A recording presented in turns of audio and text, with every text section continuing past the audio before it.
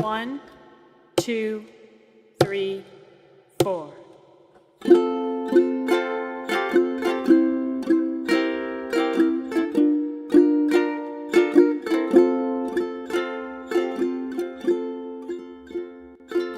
What do we owe to each other? What do we owe to ourselves? When did we stop saying brother? When did we stop meaning well? It ain't much, but it's honest. Connection built on what's real. Reciprocity promised, but you gotta take the deal.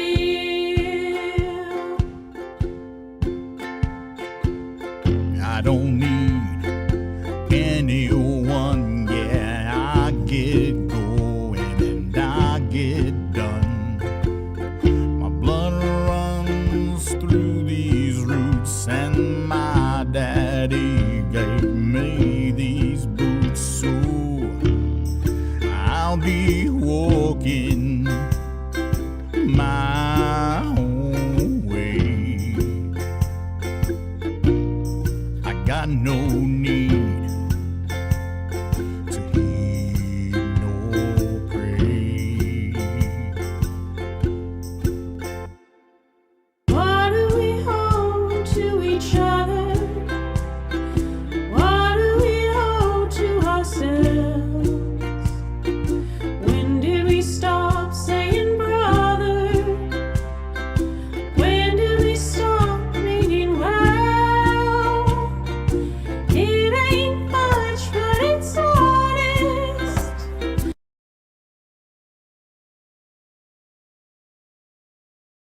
Reciprocity promised, but you gotta take the deal.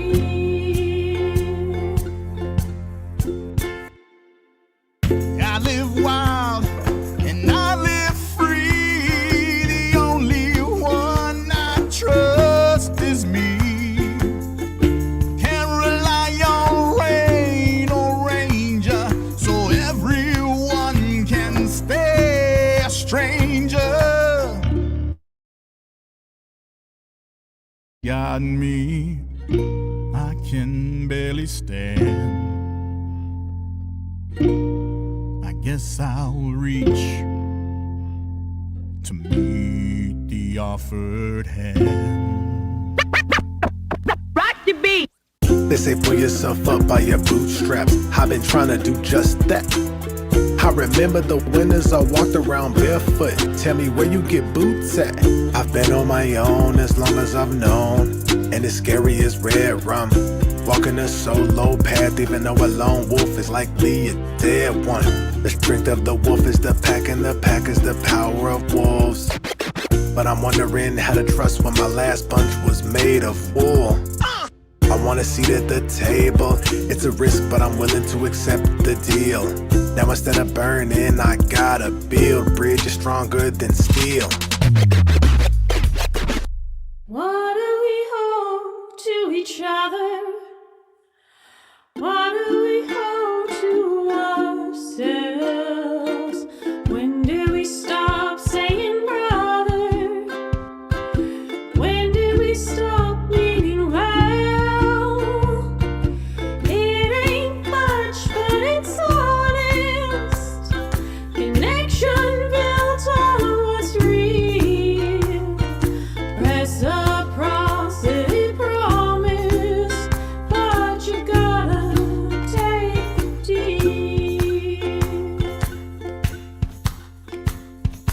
Hands like leather, a smile like gold, took me in out of the cold. Had so little but shared a meal, got me thinking how I feel.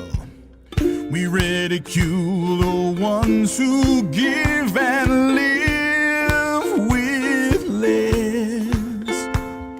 to help us survive, and we all thrive when we pay those debts. What do we hold to each other? What do we hold to ourselves? When do we stop saying brother? When do we stop being well? It ain't much, but it's honest. Connection built on what's real. Reciprocity promise, but you gotta take the deal. But you gotta take the deal.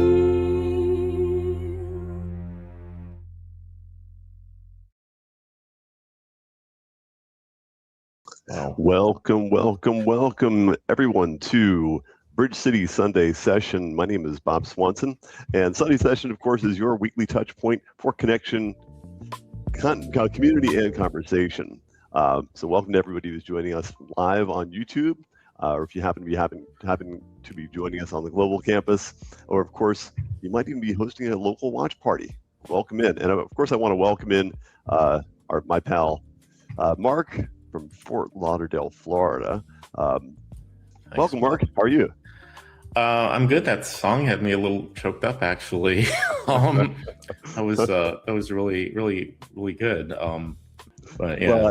Well, one thing I should say, because I forgot to drop this in, was of course we wanted to remind everyone of Bridge City's mission. Now that you found our Sunday session, our goal, of course, is to help people connect better, build better, and live better. Yes, and that just goes back to the values of this channel and our community to reinforce forward thinking, that we are a forward thinking and people-centric community, and always life-affirming.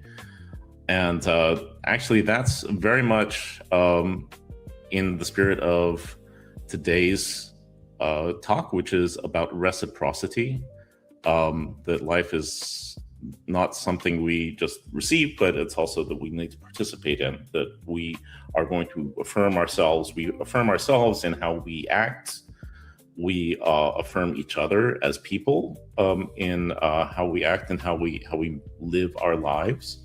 And it's a way that we can move everyone, ourselves, and the entire community forward. So I think that this is a really good, valuable message today. Absolutely. Because of course, with any kind of community, people matter. And part of being, in the Bridge City community is that this is a space where we don't pretend to have certainty about things, but we do want to have honest conversations, honest thinking, and make intentional connections, as well as to reflect on what we learn. Everyone is welcome. There's no real pressure. And you don't even have to agree with absolutely everything in the conversation to be part of the conversation. Yeah, we definitely want to make sure that if you're a first-time guest, welcome. We are so glad that you're here. Your presence here makes a difference, and we always appreciate you showing up whenever you can. So yes, and please do blip that the QR code there that you see on the screen. That is a free gift for our guests. It's really just it's a helpful tool for navigating connection in real time. It'll get you familiar with the Bridge City campus. And also for our current members, I'd like to extend the same kind of welcome. We always love seeing you show up every week. And just as today's talk is going to talk about participation as well, and so participation in our lives in general, not just, it's great to have you participating with us. We want more participation in this community, and just really be intentional in one's lives. So the theme today is reciprocity. So what do you think about reciprocity? Reciprocity, yeah. So I think that this is trying to understand how life is. There's a lot of give and take in life, and but it's not necessarily transactional. And this is the thing. If we can't focus on the transactional, I think unfortunately there's so much of our society does in fact focus on what is transactional. Yeah. What can you do for me? Yeah. Just how we build our entire financial system and stuff is all completely, everything is on transactions. So, but yeah, the idea is to create a better community, to build better, and to create growth. Yeah, because people can feel stuck and isolated and overlooked and perhaps under-supported. And so one of the main things we'll be talking about is how to understand reciprocity in order to help us understand how life can open up through participation, contribution, and connection. Yeah, so we wanted to ask those people who are online right now in the chat, so in what area of life do you need better reciprocity? See if anything pops in there. What people might come up with. And while we're kind of waiting on that, one thing I will mention, Mark, not on the script here, but when I think reciprocity, I think Robert G. Ingersoll. And if anybody who talks to me or comes into my orbit, will hear that name a lot. He was a 19th century humanist, free thinker, but he used to say that happiness is the only good. The time to be happy is now. The place to be happy is here. And the way to be happy is to make others so. And I think that last part of it, the way to be happy is to make others so, is really, in my mind, a lot about reciprocity. That the more you give, the more you actually get. And that's my little. I'll have to look up this guy. There's something about that period of time, the mid to late 1800s, where there was this new campaign of free thought and such that would not be out of place in today's society, in the modern world. Right, yep. And in the kind of conversation that we do today, it's really striking to me how over 100 years ago, people were just still going through the same stuff and talking about absolutely. Yeah, exactly. Right. Well, hey, let's move on to the news. So greetings, Bridge City. Great to see you. My name is Mark Russell. I am the book club leader here, as well as doing a few other little things in the community. Just looking Mark does a heck of a lot, so I'm glad that Mark's here. Glad that everyone's joining us today. I did want to mention that this is Pride Month, and so I just wanted to bring that up to say that we're also here at Bridge City in thinking about celebrating Pride, figuring out how to celebrate Pride. And I was thinking about this because so many times you see these people who protest like Pride, and they are saying that it's against the Bible and stuff. But in fact, it seems like this is such a big misunderstanding, because what is being celebrated is not what they're talking about in the Bible. Biblical pride is more like that arrogant self-exaltation and contempt. It's about tearing people down to lift yourself up or something like that. And that's not what Pride Month is about. Pride Month is started in 1969 Stonewall Uprising, which was a direct response to shame that was for people just for the very fact that they existed. And the pride being celebrated is closer to like a self-respect and human dignity than to that sinful hubris. It's about refusing to internalize hatred, claiming the right to exist openly, and honoring a community's resilience. These two things share a word, but not a meaning or spirit at all. And conflating the two really misunderstands both. So yeah, and I'll throw another Robert G. Ingersoll-ism at you, Mark. Robert G. Ingersoll he would like to say that I would claim no right for myself that I would not gladly extend to someone else. And in my mind, that's part of pride, is celebrating everyone's freedom to be their selves, to Absolutely. walk freely in the identity that they're comfortable with, and that we should all, no matter where you are, on the spectrum, you should celebrate that. And again, if you claim it for yourself, you should be willing to gladly extend it to someone else. So, yeah. Absolutely. Well, so with that, I'd just like to invite everyone to visit our global campus. And as you can see displayed on the screen, there's a QR code. It's under construction. We have some specific areas that you can start with. There's the lobby, which is a good place to start. It has our welcome center, an event center, and the welcome center has a good starting point where you can find some little classes and sessions to learn a little bit more about Bridge City, our event center, to see what's going on in the community, and maybe just drop in and check something out. Business center to find people who are offering services, and we have a lot of other areas, so just check them out. Yeah, as you continue to explore, you'll run across the things we call connection circles, which again gives you a chance to get oriented to the community and the campus a little bit more, as well as we have small talks, which are opportunities for members to actually kind of share some of their own expertise and their own areas of interest, which is a really cool thing. Another cool thing is watch parties. Sunday sessions are really great, but they're even better in a group. So if you can, or if it would enhance your experience, try to get some friends together to share the value that you're getting out of Sunday sessions. These are just small in-person gatherings where folks can watch Sunday sessions together. And if you happen to organize something like that, post pictures, absolutely, to the local campus. That'd be great. The watch parties are a great first step to that we are trying to get more local communities and campuses, and a watch party is like a good first step to get into that. So if you are curious and not quite ready to lead something, this is something large. At least this is a little small step if you'd like to do something to create some of that community.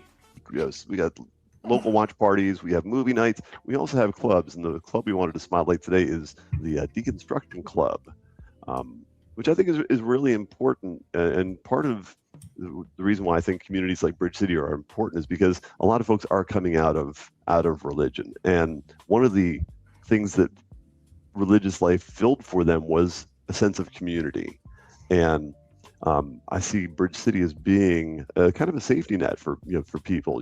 If we have a really authentic community, a very intentional community, hopefully, as people are deconstructing and having to unravel things that they have believed to be true for a long time, that knowing that there's this safety net of other people who are willing to support them can be really, really important. So the Deconstruction Club is a place to meet like-hearted people. Yeah, absolutely. When I was first starting, I lurked for a little while just to get a feel for what was going on. What was the sense of the community. And after I had spent a little time doing that, I was able to get more involved by just starting conversation. And it's a great place to get engaged. I think that if you just even look through some of the conversations, and you come across something of interest, it's always worth just chiming in if you feel that it's something that you'd like to talk about. And even if it's an older conversation, people will come back and start talking again about that as well. It's great. It's good place for new members to kind of get a temperature of the room, perhaps. Exactly. And speaking of new members, we've had a good number of new folks coming to Bridge City, 20 in the last month. And so just want to, again, if you're thinking about it, the QR code there is on the screen. It's sometimes uncomfortable or can be a little bit scary to join a new community, especially if you've come out of a religious community. But we hope you find this to be a welcoming spot. Yeah, but I mean, then exactly. So, like when you go to church, the way that you would meet people is like either at like the coffee hour afterwards or something like that. Our closest equivalent is that we have our new member area where you can go in, and this is a place where you can introduce yourself, just to say hello. It's a great place to just start that step to in your introduction can be as simple or as detailed as you want it to be. You absolutely don't have to lay out your life, but you want to just get yourself into the room and start chatting. It's a great place to start. Yeah, and just, you and I were one-time new members, and now we're volunteers. So once you get into the community and kind of get a feel for the room, then you can kind of feel for where you really fit in and where you can bring your own interests and talents. And so because heaven knows that any growing community needs volunteers. They need people who can do stuff, and in many cases, I think that actually gives you a really good sense of purpose by being able to leverage your own talents to a worthwhile cause. And so that's what we need for volunteering. It's not just to make the community look good; it's to actually help our community do good. Yeah, there's lots of opportunities and place to create to find work within the community and to be the bridge, as it were, so that you can see that vision. So, and to help build the bridge, we also, of course, need resources, including money. So every second Tuesday of the month, which is going to be this coming Tuesday, is our Giving Tuesday. We don't have tithes in our community, but we do depend upon the support of community members to, first of all, take care of some of the basics of getting us on the stream and all that kind of stuff. But other ways of supporting the community, we're trying to set up a nonprofit status, and of course that requires some legal fees, et cetera, et cetera. So what you can contribute will go toward keeping and building the community. We don't ask for you to give something that you don't have. Right. Nobody should be extending themselves for with things that they just don't have. I think I've been in that situation before. I have maybe been a little too generous, and you need to keep in mind where you are with yourself and what you're able to do. So sometimes if you can't give financially, though, too, as your time is always valuable as well, as far as if you want to volunteer in any capacity as well. So let's just wrap things up.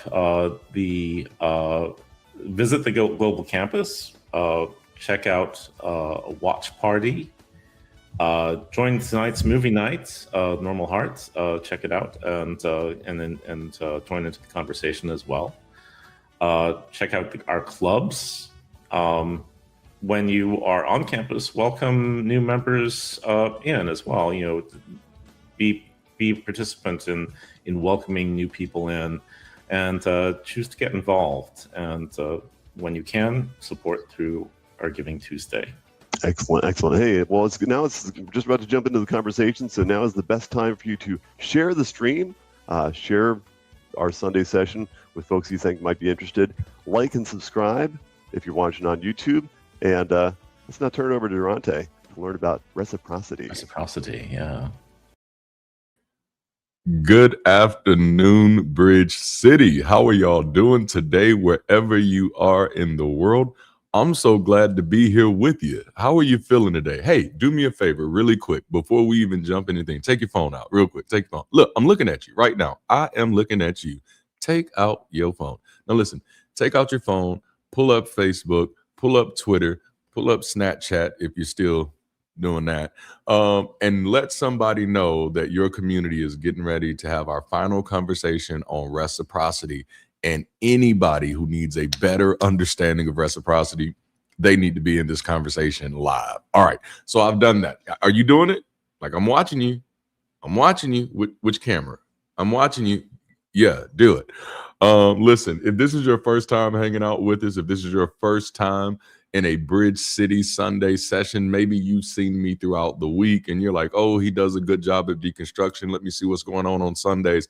I want to say thank you for being here. Maybe you were invited by somebody, maybe a friend brought you in and said, hey, I want you to check this out. Trust me, it's not a cult type of thing. And you're just in here hoping nobody's going to offer you any Kool-Aid. We're so glad to have you here. And as a special thank you, we want to put a gift in your view. I want to say in your hand, but that's just not accurate. But we want to give you a gift. And so you can visit the link on the screen, bridgecity.app/guest. Visit the link on the screen, and you're going to get you a free gift. And that's just our way of saying thank you. You could have been anywhere this Sunday afternoon. You could be at Starbucks right now getting you a very expensive coffee. You could be doing that right now, but instead you're sitting here spending some time with this wonderful community, getting some very valuable information. Look, congratulations. You made the right decision. Don't that feel good? Don't that feel good to be one of the people making the right decision on Sundays? Come on now. All right. And then also, as you're coming in, let us know where you are watching from. I do want to call out, we have another movie night coming up next week, and next week's movie night will be God's Not Dead. Yeah, we're doing it. We're going there. All right, we're going there. We kicked off our movie night tradition watching like a Christian documentary, so this is right on brand with the type of stuff we do. Someone commented this morning in the community that they watched God's Not Dead when they were believers, and so they're really looking forward to watching it and seeing how it registers with them now that they've deconstructed. And so I'd love to see you at movie night next week. Man, oh, I love it. We got here for the first time. Love it, y'all. Y'all make sure y'all show some love to our first time visitor. And brother man, please make sure that you go get your gift. Go get your gift. Dan, I did not know you was in Ohio. That is awesome. That is awesome. All right, and Monica, you've not been to a movie night. This is the one you want to be at. Then let's go watching Kevin Sorbo and God's Not Dead. Also, this has been Pride Month, and our community is, hey, we're life affirming, baby. We like life in all the shades, varieties, context, and colors and cultures that it comes in. We celebrate life, and so in honor of that, we're having a Pride Community Day this Tuesday. So check the events page on the campus. If y'all are in the chat, will somebody yank that link for me and just throw that? Just go to the event and then yank the link and then drop it in the chat so other people will know. So we're having Pride Month Community Day this Tuesday. I don't know if they've gotten any pictures on the global campus yet, but I'm sure we'll be seeing some soon. Our Saturday chapter had a meetup yesterday that I heard went very well. And so I'm really excited about that. So major shout out to all of our people in California. And listen, if you've been watching us from California, you're like, man, I'm waiting for community, then hey, make sure you join the local campus so we can get you connected with our other people in California. And while I'm talking about California, whatever state you're in, if you like these Sunday vibes, if you like what we're doing in our live sessions, if you like the conversations that we're having on community and the possibilities that it creates, you need to get connected with the global campus, man. So that way we can help you find other people in your state, in your city, in your town that you can connect with in real time, such as California did yesterday. Florida did last month. I think, don't get me the line. I don't want to be making up dates, but it was sometime. All right. And then the last thing I got for you before I jump in today, next month, we're officially starting a new series, and the name of it is Head Canon. And yes, I know what you're thinking, but no, it's not that kind of head. But no, so next month's series, next week, we're launching into a new series called Head Canon. That series will be focusing on narrative ownership, helping people recognize that many of the stories shaping their identity, especially religious ones, are inherited headcanons rather than just objective truths, and that reclaiming authorship over one's life is a critical step in post-religious reconstruction. And a major part of this will also just be reclaiming these stories. These are our stories. I think that's week one. This is my story. This for you old people. This is my story. This is my song. All right. So let's jump into it. We've been in Reciprocity for 3 weeks now, y'all, and this has been amazing. Let us know in the chat, what have you thought about this series? What has stood out for you? What has been, as Ashley would say, what has been a light bulb moment for you? I am very curious. This one has been good. This one has been good. So we're officially concluding our Reciprocity series, and throughout the entire month of June, we've been focused on the idea that life is not something you passively receive, but something you actively co-create through reciprocal engagement. What you invest in relationships, community, and even personal growth directly shapes what you experience in return. This has been one of those series that I would highly encourage you, and I mean highly encourage you, to catch all 4 sessions. Go back, watch number 1, then watch number 2, and then watch number 1 again, and then come back and watch number 2, and then go for number 3, and then go for number 4, which is today, and then just go back and do it again. No, this is one of those series that I highly encourage you to catch all 4 sessions, because they've been packed with some transformative information. So let's get into this. The highest form of reciprocity is not just one person helping another person. Yes, it is building systems that keep giving back after the moment is past. Okay? The highest form of reciprocity is not just one person helping another person. It is building systems that keep giving back after the moment is past. Healthy communities become containers of shared support, memory, wisdom, accountability, and one of my favorites, opportunity. Like, opportunity lives where we have shared support, where we have shared memory. A major through line of this series has been that reciprocity isn't spiritual. It isn't spiritual magic. It is social mechanics. It isn't expectations. It's ecology.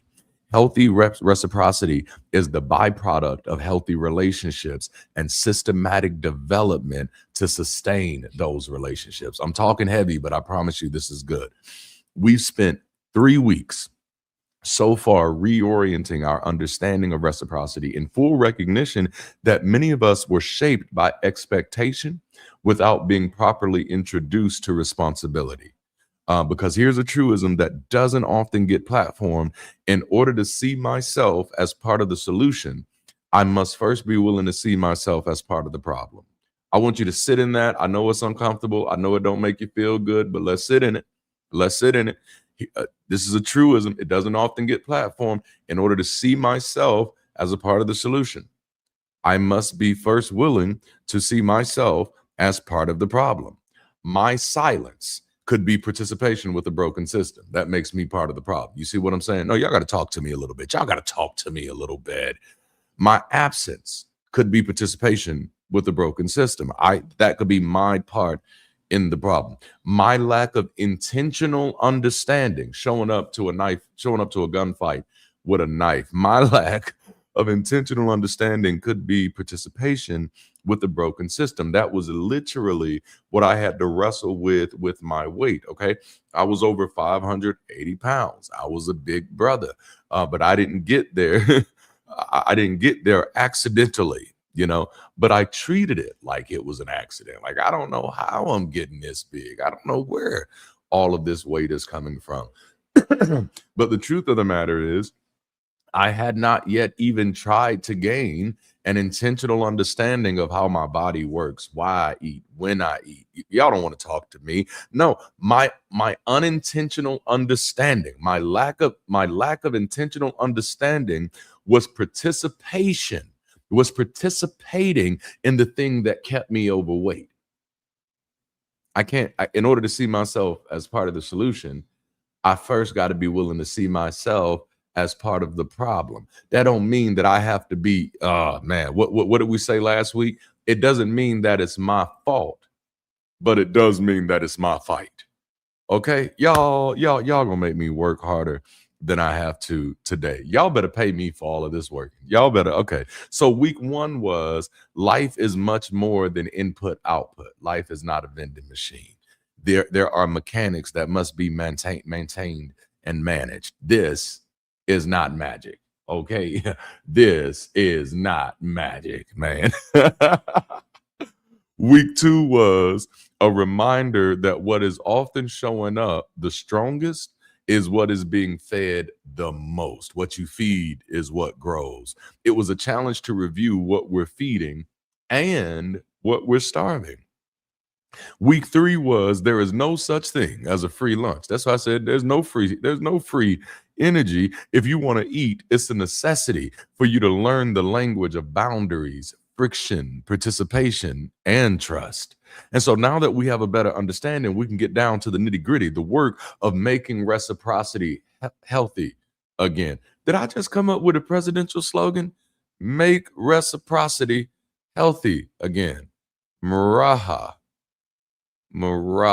Doesn't quite roll off the tongue, does it? But make reciprocity healthy again. So week 4 is not just how to get more out of life, but how do we build a life that gives more back? Okay. So as a way to really make this point, I want to make a pit stop and explore why we build before we get to how we build. Okay. No, before we get to how we build, I want to talk about why we build. And y'all know this is one of the reasons why you like coming to Bridge City, because we're not just going to throw metaphors and anecdotes at you. We like to pull through the disciplines of different sciences, the different disciplines of education, to kind of make some stuff make sense. And even to do what I do, which is what I call a humanist practice. What I do is my applied humanism. That's what it is. What I do has to be rooted not just in my rejection of religion, but it has to be rooted in my understanding of sociology, anthropology. Y'all don't want to talk to me. Narrative theory, hermeneutics, the ability to communicate and interpret it in a way that other people can understand. This thing has been going on for a very, very long time. All right, I'm just talking. But so I want to pull some of this a little bit. So though I feel that I've done a decent job, a succinct job in weeks 1 through 3, I really want to hit the core of this so we can jump in this week's discussion. And so I brought a question with me that I wanted to kind of start this thing off. This is just a question that I started off in my notes. This is a part of my introduction. Why did humans start building houses? Because before we get to how we build, before we get to how we build, I want to deal with why we build, because so many times we just we don't hold things the right way. You know, you got to get what I'm saying. Like, we don't sit with things long enough. We take things for granted. No, why did humans start building houses? So I went down my Google rabbit trail yesterday. I did. Yes, I did. And this is what I found out. Humans started building houses because survival got easier when we could control our environment instead of constantly reacting to it. Now, if this was an old Baptist or Pentecostal church, I could just close the book and walk out right there, because that's better preaching than anything else I can say. Humans started building houses because survival got easier when we could control our environment instead of constantly reacting to it. Y'all, am I in the wrong place today? Because y'all should be just like cutting up like right now, because that right there is the whole word. Darante, why are you obsessed with building community? Darante started building community because survival got easier when we could control our environment instead of constantly reacting to it. Oh my goodness. Come on now. We originally built houses to protect ourselves from harsh weather and predators. I just want to now just turn this whole section into a series of its own. Like, we need like a construction series, a building series, because no, we're building so we can control our environment. Okay.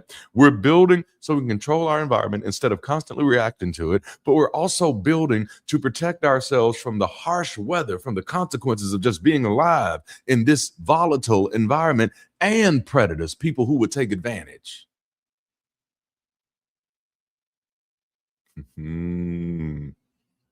This is us transitioning from nomadic hunting to permanent settlements. There's so much I want to say with that. So at the simplest level, I'm still in my introduction, so I'm gonna try not to. I want to get deep right here. I do, but I'm gonna try not to. At the simplest level, building houses solved several problems at once. Protection from the weather. Before houses, people used caves, trees, temporary shelters, animal hides, and natural cover. But once humans moved into colder, hotter, wetter, or more exposed environments, built shelters helped protect against rain, wind, snow, heat, and sun. The question I want to kind of ask you is, what are you building? No, if you're feeling hyper exposed to the elements of life, if you're feeling tossed to and fro by every wind of which way, then my question is, what are you building? Another thing was protection from animals and other humans. A shelter created a safer sleeping space, a place where I can actually get some rest. Even a simple hut, well-raised platform, or enclosure made it harder for predators, insects, snakes, or rival groups to reach people. So listen now, the question and we're still in the introduction. The question I'm saying, if you feel like you're being taken advantage of by animals and other people, if you feel like you're being taken advantage of by life, if you feel like you're in a place where you can't get rest, you can't sleep because so many things are taking advantage of you, my question is, what are you building? Because this is reciprocity. This is what we're talking about here.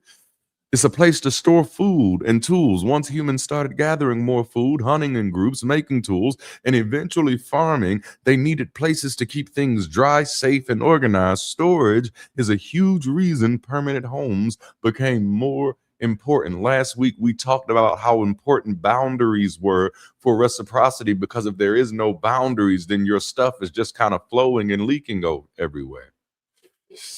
Oh, all right, we're going. Here's another one: raising children and caring for family.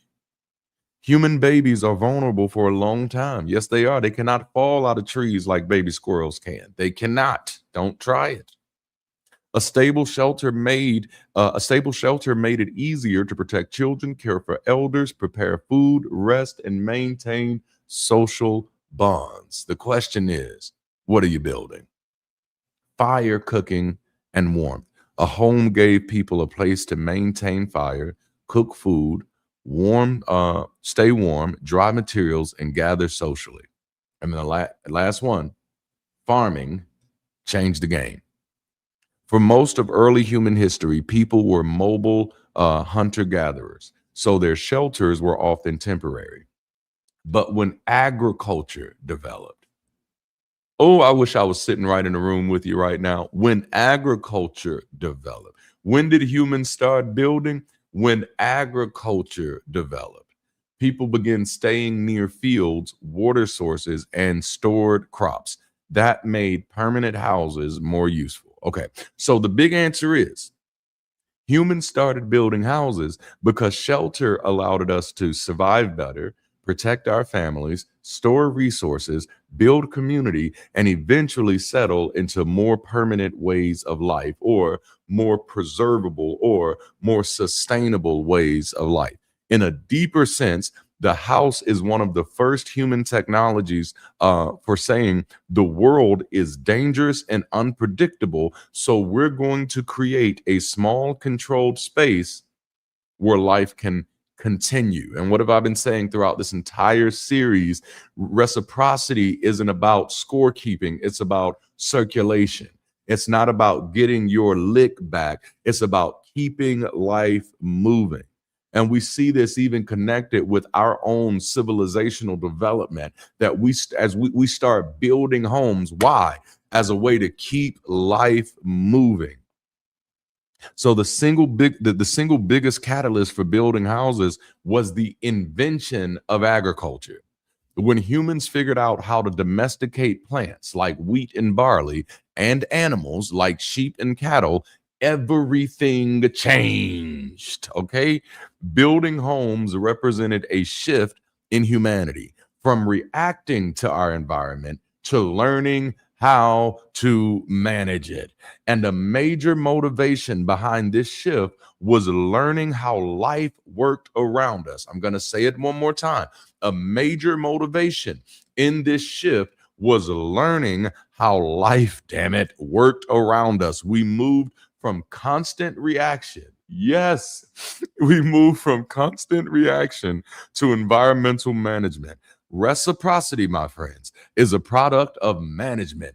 Return has to be defended, not demanded. You could stand outside and say, get here and get here and get here all you want, but what defense system, which is what the home was. The home was a defense system, come on now, against the complexity of life. The home was a defense system against the chaos of the outside. So the question that I'm asking everybody is, what are you building to defend yourself? What are you building to protect your stuff? What are you building to give you peace? What are you building that gives you rest? See, we're talking. Reciprocity is a product of management. When we begin to learn how to manage the environment,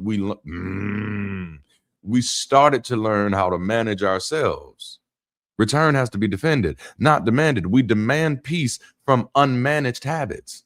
We demand clarity from overstimulated minds. We demand energy from neglected bodies. We demand intimacy from unmaintained relationships. We demand belonging from communities we barely participate in. We demand opportunity from skills and networks we've not developed. And we demand support from systems we've not helped strengthen. But return has to be defended, not demanded. Going back to last week, you need them boundaries. You need that friction. You need that participation. So to go ahead and let you know what we're talking about today, if you didn't see the title, today I am challenging all of us, myself included, to build what can give back. That's the challenge. Listen, if you're not too bougie, if you're not too stuck up, if you're not too high and mighty, go ahead and tag somebody in the chat and encourage them and say, build what can give back. I mean, if you're going to be building anyway, shouldn't you be building things that have the capacity to give you something back? We started building houses because it helped us keep our food. We started building houses because it helped us maintain our sanity. What I want to ask anybody is, whatever you're building, how is it helping you? Whatever you're spending your energy on, your time on, your money on, how is it helping you? If you're going to be building, if you're going to be participating, if you're going to be contributing, contribute to things that can actually give back. Sit down, come on now, call a meeting, sit down, have a master plan. Listen, I really want to help y'all. Y'all seem nice. I kind of want to be a part of what y'all doing, but I just need to know, if I scratch your back, baby, what happens when my back start itching? Which part of the plan actually reaches me? Which part of the vision, which part of the mission considers me and my life? What do I have to do to be considered? What I need from you is understanding. Okay, listen, build what can give back. Now, if I'm going to be building, I want to build some things that are actually going to give back to my life. So weeks 1 through 3 was all about getting an understanding. Getting an understanding was about connecting better. But this is the build better week, okay? This is the reciprocity is about what we can build. The goal is not to get more by extracting harder. That's why we don't do magic here. We don't do superstition. We don't do supernaturalism. I'm not going to beat you up for it. We wouldn't let you promote it here, like on the platform, but we don't do magic here. So I'm not going to tell you that if you just pray a certain prayer, reciprocity will kick in. I'm not going to tell you that if you just get the right mindset and start thinking positively, that reciprocity will kick in. I'm not going to tell you that if you meditate and get your vibrations on the right frequency, that reciprocity will kick in. I want you to understand the mechanics of how things work. Okay? All right? Because I don't want you or any of us being like the person at the vending machine, shaking it, trying to make it do what you don't when you don't understand how it operates. Okay? So the goal is not to get more out of life by extracting harder. The goal is to build systems of life that are healthy enough, honest enough, mutual enough, and maintained enough to give life back. Okay? If you want life to give more back, you have to stop only asking what you can get out of life and start asking what kind of life are you building for return. Extractive living says, how do I get more out of this? How do I get more money? How do I get more fame? How do I get more of what I want? How do I get more time to play video games? You know, how can I get more out of this? Reciprocal living asks, how do I build so that so it can give back? Because getting more out of life can sound like squeezing life harder, but the actual move is designing life better. So that's a different conversation, isn't it? No, we're talking about designing life. Which, yeah, okay. Build your life in such a way that life has something to return through. I'm not saying this is an overnight quick fix. I'm saying this has to be your commitment. Some people don't make this commitment till they get into their 40s. So you still got time. But build your life in such a way that life has something to return through. Sometimes you got to, oh, this is going to be hard. This is probably going to piss a few people off. But sometimes you got to do a friend check and just say, I'm going to give life a little agency just for the sake of this insert. But sometimes you got to do a little friend check and just say, if life was trying to get to me, which one of my friends would it be able to flow through? And which one of these is a life blocker? Oh, yeah. No, if I'm doing everything I'm supposed to be doing and my system is working and life, just for the sake of this conversation, if life was trying to get something to me, through which of my friends could it come through? And through which of my friends would likely block it? Build your life in such a way that life has something to return through. Building a life that gives back starts with aligning your daily habits and resources with the life you care about. See, what you're getting today is you're getting permission to take to reclaim your agency back in your own life. I'm letting you today. I'm telling you, you can choose your seat. Now the problem is when you choose your seat, you have to sign up for the blueprint. Here we go. So I think week 4 needs a new term. So I want to introduce something to you. Return capacity. Because this is what we're talking about. Return capacity refers to the maximum volume, weight, or energy a system can take back or process. A system has return capacity when it has been built, fed, protected, and maintained well enough to give value. I love Bridge City. I love everything that we do. I love how our community is growing. We are not at return capacity yet. That's what we're working on. That's what we're trying to get to. So you know what my job is? My job is to build, to feed, to protect, and maintain this community as much as I can to get it healthy enough to do some return value. Y'all don't want to talk to me out here. Your body has return capacity when it has enough nourishment, rest, movement, and care to return energy. Your mind has return capacity when it has enough challenge, reflection, learning, and quiet to return clarity. Your relationships have return capacity when they have enough honesty, mutuality, repair, and presence to return support. Your work has return capacity when your skills, compensation, contribution, and purpose are aligned enough to return provision and meaning. I hope this is helping somebody right now. Your community, come here, Bridge City, has return capacity when enough people participate with enough trust, rhythm, structure, and responsibility to return belonging and opportunity.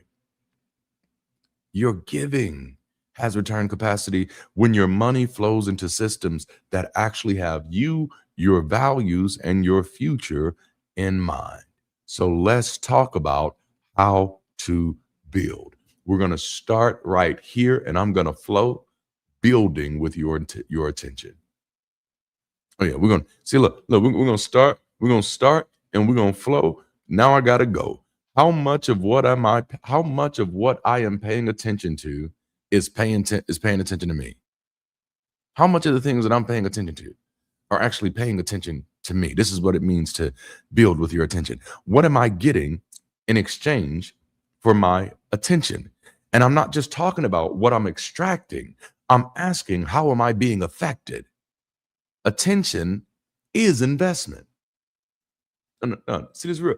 In a YouTube economy, we should know that. Everybody who gives me a little bit of attention, you're investing in me. And I thank you for it. I'm grateful for it. I'm humbled by it. But for those of you that are watching right now, that's your investment. For those of you that watch my Monday through Friday content, you're investing in it. Even the people who like to troll my content, like, believers, they get butthurt and they like to troll sometimes. Hey, atheists, they get butthurt too, and they like to troll sometimes. But even the people who troll my content are investing in me, because attention is investment. What I used to say in show business, there is it's all good publicity. There's no bad publicity. Attention is investment. Selective attention research treats attention as the mechanism that filters, prioritizes, and modulates what information becomes available for action, learning, memory, and decision-making. Because when I attend to one thing, I'm not just looking at it, I am allocating limited cognitive capacity to it, So the question is not only what has my attention, the question is, what is my attention building in me? Is this feeding my ecology, or is it draining it? Is this making me clearer, more connected, more capable, more compassionate, more informed? Is it making me more alive in any way, shape, form, or fashion? Or is it making me more reactive, more anxious, more distracted, more resentful, more overwhelmed, and most importantly, less able to build? Rumination research shows that repeatedly focusing attention on distress can worsen depression, increase negative thinking, impair problem solving, interfere with action, and erode social support. I want you to think about that, because these are the small ways that what you're giving attention might be interfering, interrupting, intervening with your cycle of reciprocity in your life. Because if I'm focused on things that are negative, if I'm focused repeatedly on what's going wrong in the world, if I'm focused, like, why are you so shocked? I think the people who should not be shocked, believers, have a right to be shocked. They believe in a wizard. They believe in a genie who is controlling everything. For atheists to be shocked at the depravity of humanity is disingenuous. What the hell do you expect? They're primates. No.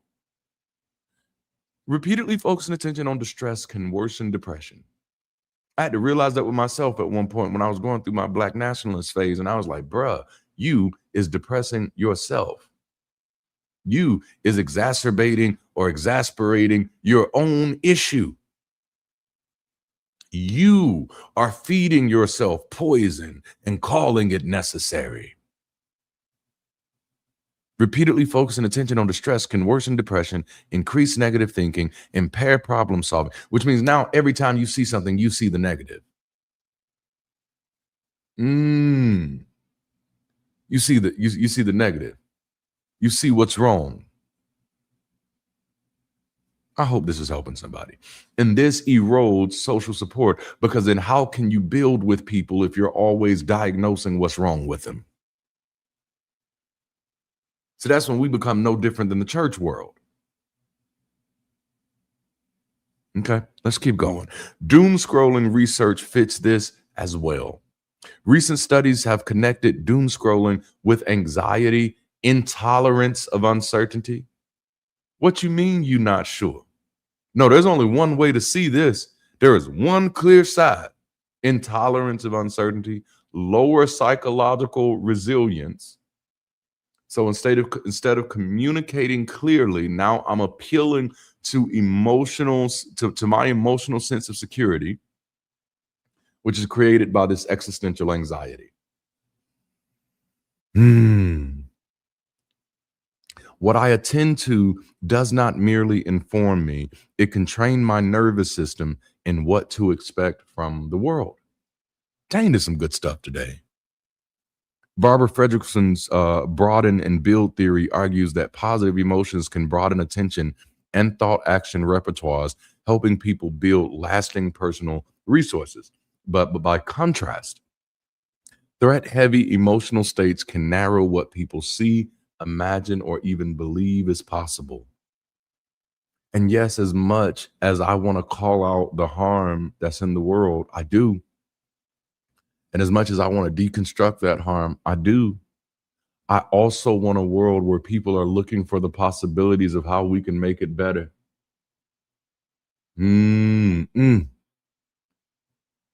This doesn't mean only pay attention to positive things.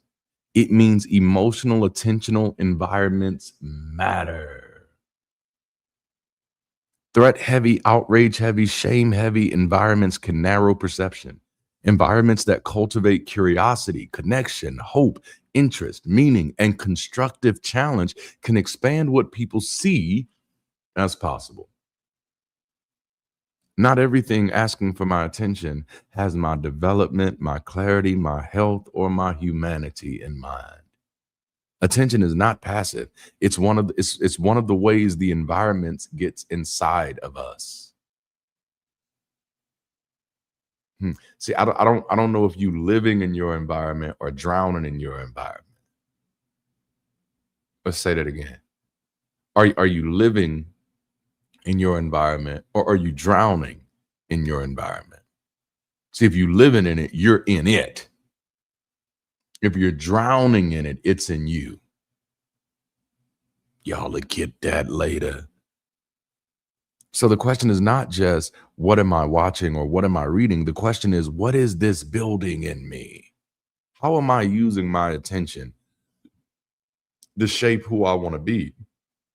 How am I using my attention to show up in the world? How am I using my attention to promote the things that I want to see in the world? See, that's what build what can give back. Your attention is not free. Whatever holds your attention is not only taking time from you, it is training something in you. Let's go to number 2, building with your voice. How much of what I'm saying on a daily basis is committed to edifying things that I benefit from? I kind of call this the social influence theory. Sometimes the things you love don't get the love they deserve because you don't love them out loud. Woo, I'm going to say that one more time. Sometimes the things you love don't get the love they deserve because you don't say it out loud. You don't love it out loud. You don't let other people know. You got to build with your voice too. How much of what I'm saying on a daily basis is committed to edifying the things that I benefit from? Somebody told me one time, Darante, you talk way too much about Bridge City. I benefit from Bridge City. Bridge City helps to restore my faith in humanity. Bridge City helps remind me that there are still good people in the world. Bridge City reminds me that everybody's not here to argue. Bridge City reminds me that there are people who can exist in a room with other people who are different from them and still be able to respect them. Bridge City, it gives me reason to hope. Why would I not talk about it? I'm going to talk about it every chance I get because it is something that I benefit from. Sometimes the things you love don't get the love they deserve because you do not love them out loud. That will not be the case for me in Bridge City. People going to know that I love Bridge City. Are my conversations invested in the upbuilding of my ecology, is what I'm trying to say. Your daily language either builds or pollutes your ecology. Your daily language either builds or pollutes your ecology. So the question is not just what am I saying?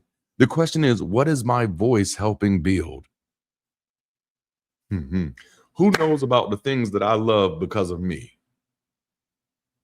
Who knows about the organizations, the causes, the businesses that I love because of my voice?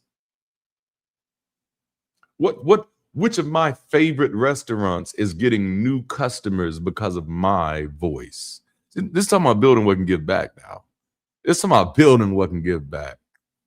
Sometimes I kick myself because I have a bad habit of saying, like, if I have a bad experience, I never follow through on it, but I always, like, if I got a bad habit of, as soon as I have a bad experience, like, I'm gonna leave a negative review. I'm gonna leave a negative review. I never do it because I'm just not that invested, you know, but I'll still kick myself about it, because then I'll be like, you know what, Darante? I hear that thought come out your mind more than I hear the thought of, I'm going to tell somebody about an experience I really enjoyed. I'm going to enjoy. I like that. I'm going to enjoy. I'm going to talk. I'm going to lend my voice to something that I love. We're so quick to talk about when things go wrong, but how do you use your voice to elevate when things go right? That's like, I love seeing posts like, yeah, I get it. We don't praise gods over here, but please, can we praise people? That is fine, isn't it? Isn't that fine? You know? So am I using my voice to name what matters? Am I asking for what I need? Am I repairing what is broken? Am I strengthening what I value? Am I giving language, attention, legitimacy, and social energy to the people, programs, organizations, and systems that are helping me build for the people that are in my life? Y'all talk to me. Am I loving them out loud? Am I using my voice to love them? Are you building with your voice? The next time you get into a rut and you begin to feel like, man, I don't feel like people are loving me the way that I really want to be loved, I challenge you to pick somebody in your life that you love. The moment you feel that way, pick somebody in your life that you love and then ask them, how am I not loving you? Because I know if I'm feeling this way, then you, likely as another human being, are wrestling with this feeling too. And so if I want to be a part of the solution, I must first be willing to look at myself as a possible part of the problem. And so maybe the reason I'm not experiencing what I want from you, are y'all talking? Sometimes the things that you love don't get the love that they deserve because you do not love them out loud. That needs to be on the t-shirt or something. Ooh. Am I using my voice to name what matters? Am I strengthening what I value? Am I giving language, attention, legitimacy, and social energy to systems that are helping build me? Research on organizational communication says employee voice, psychological safety, and social norm change all points in the same direction. Speech is not just expression. Speech is a building material. Communities, teams, organizations, and movements are sustained by what people are willing to name, ask, challenge, affirm, repeat, and organize around. And many times, people do not have permission to name their discomfort. You've just been told to get over it. Or you've just been told, well, everybody go through that. See, the field of communicative constitution of organizations, often shortened to CCO, is built around the idea that organizations and communities are not just things that exist and then people talk inside them. We're talking about building with your voice here. They're sustained, maintained, and transformed through communication. Mm-hmm. Mm-hmm. They are, in other words, communication is not just commentary on the system. Communication is part of how the system becomes real. The world I want to live in has to be spoken into shared practice, not magically spoken into existed, not manifested, masterminded. Has to be socially constructed through naming, through inviting, through correcting, through teaching, through organizing, through affirming, through challenging and repeating what matters. Bridge City is actively doing this. We're changing the lexicon of humanity. Research on social norm change shows that norms do not shift only because individuals privately believe something different. They shift when new language, conventions, behaviors, and expectations become visible, repeated, and socially reinforced. Socially reinforced. What we keep saying out loud becomes easier for a community to recognize, repeat, and organize around. Connect better, build better, live better. Forward thinking, people centric, life affirming. This is us building with our voice. Okay. What we keep saying out loud, it becomes easier for other people to recognize. So if the world I want is more honest, more humanist, more accountable, more compassionate, more curious, more non-superstitious, and more people-centered, then my voice matters because norms need public reinforcement. You see that? My voice matters because norms need public reinforcement. It's going to be weird until I say it too. Yeah. Oh, here we go. Yes. Yeah. It's going to be weird until you say it too. Okay. I'm about to go back to an old CRASP example. It's CRASP. I don't know how I say it. It's a white folks word. You get it. But I'm going to go back to this old CRASP example. But it works. Okay. Booty eating. When I was a kid, that was not a thing that you said you called somebody. You didn't call nobody no booty eater. It was going to be a fight. You did not invite anybody to eat your booty. Those were fighting words. But somewhere in the 2000s, booty was put on the menu. Okay? It showed up in the songs. It showed up in the movies. I remember hearing it on the T-Pain song, and I was like, what in the world is going on? But then all of a sudden, because there's language for it now, people are talking about it. They're talking about it in a positive way, I'm guessing. They're talking about it in a positive way. And now something that used to be fighting words has completely become normalized as something that is on the menu because people use their voices. Now, you use your voice.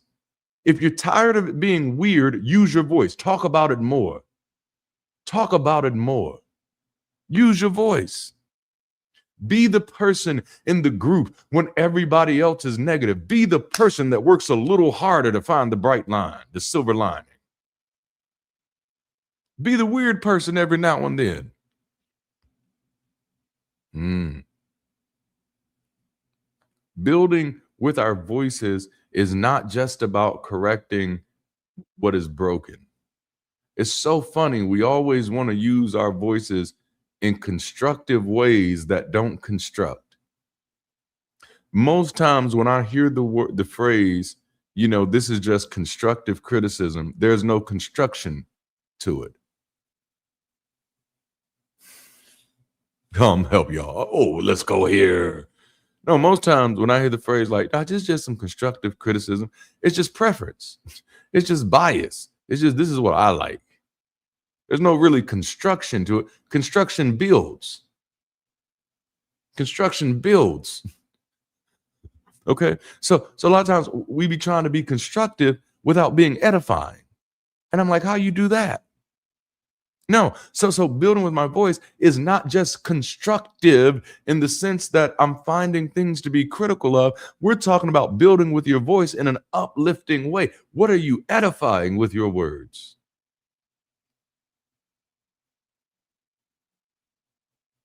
Organizations, programs, communities, and movements do not grow only because people complain accurately about what is wrong. They grow because people publicly name, affirm, share, celebrate, invite, and reinforce what is worth building. Edifying voice helps a community notice what is working, what is worth repeating, what is worth protecting, what is worth joining, what is worth funding, what is worth trusting, and what is worth building. If all my voice does is diagnose dysfunction, I may become a skilled critic of the world I do not want while failing to give language and attention to the world I am trying to build. This is so good. Your voice gives social oxygen to what you name. If you only name what is broken, brokenness gets the majority of the room. But when you use your voice to affirm what is building you, you help build attention. You help direct attention. You help direct trust, participation, and resources towards systems, what's the word? With return capacity. I'm using my voice. And listen again.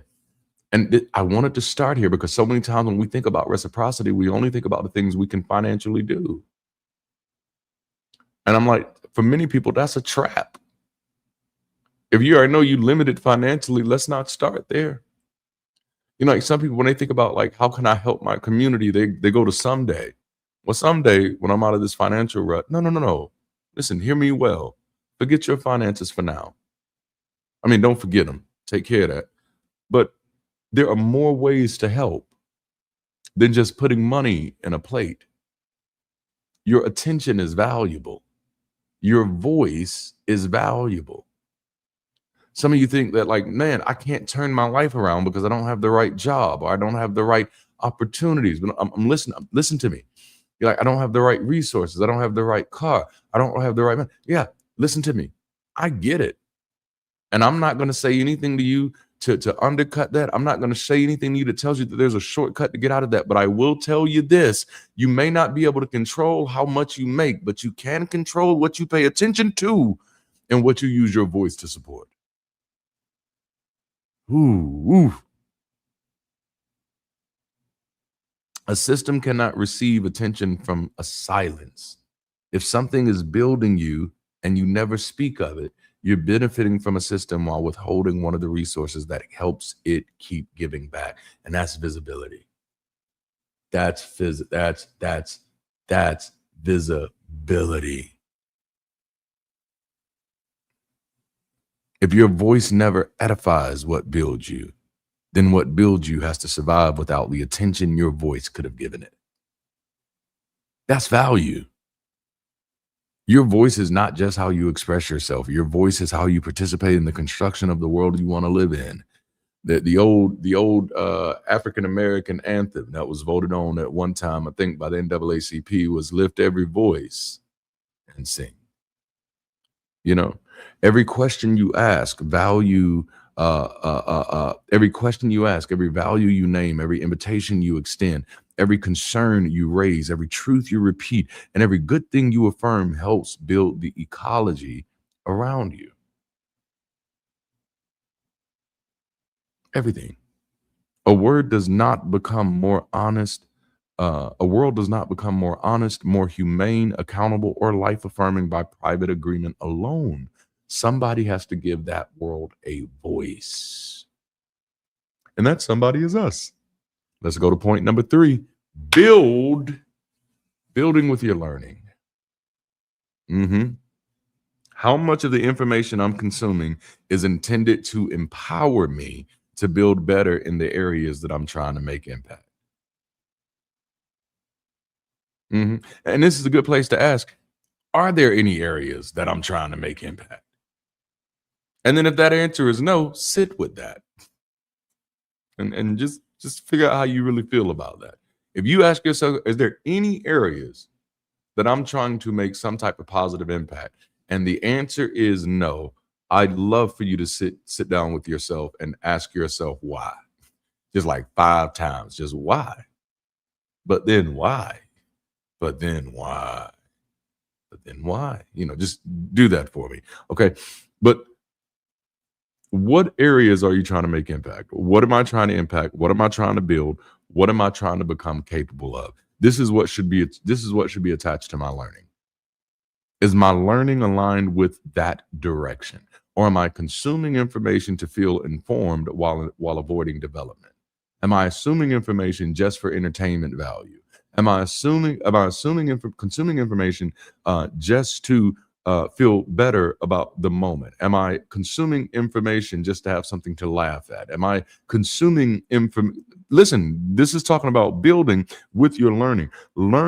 Your learning should be aligned with your leaning. Whatever you're leaning towards in life, whatever you're leaning towards accomplishing, whatever you're leaning towards building, whatever causes you're leaning towards supporting, your learning should be aligned with your leaning. It never ceases to amaze me the amount of people that are supporting causes that they refuse to do any learning about. Learning gives back when it's connected to what I am trying to build. It gives back when knowledge can transfer into action, judgment, problem solving, contribution, and capacity. So we have to stop treating learning like content intake and start treating it like developmental alignment. Cohen and Leventhal's concept of absorptive capacity argues that the ability to recognize, assimilate, and apply external knowledge is critical to innovation, and that this ability depends heavily on prior related knowledge, which I kind of talked about this a little bit in a previous live that I did on a Wednesday when I talked about how our thoughts are formed, and I talked about many of the misunderstandings of how we learn and why some people think that they are bad learners. And it's like, you're not bad learners. You don't have enough pre-existing information on the subject to have a resonation with the subject. Okay, I hope I'm helping somebody. Which means ultimately this is fixable. We just have to start at an earlier point in the data for you. We can't start at chapter 15 for you. We got to go back to chapter 1. So this matters. In other words, I can only use new information well when I've built enough background knowledge to recognize its value and apply it. This is how YouTube guru scams work.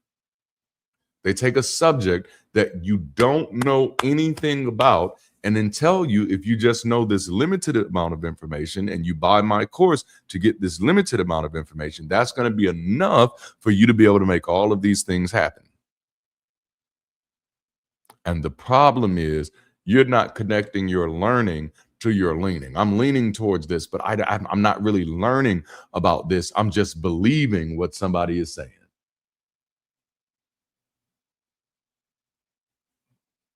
This matters personally and it matters communally, because a system gives back more when its people are learning in ways the system can absorb, apply, and turn into better practice. Here, real quick call out to all of my leaders, all of our leaders, all of the leaders of Bridge City, everybody who wants to be a leader in Bridge City.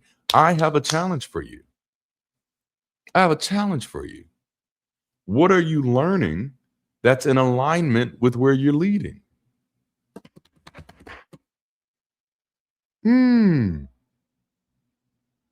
If who do you know that does what you're doing and that does it well?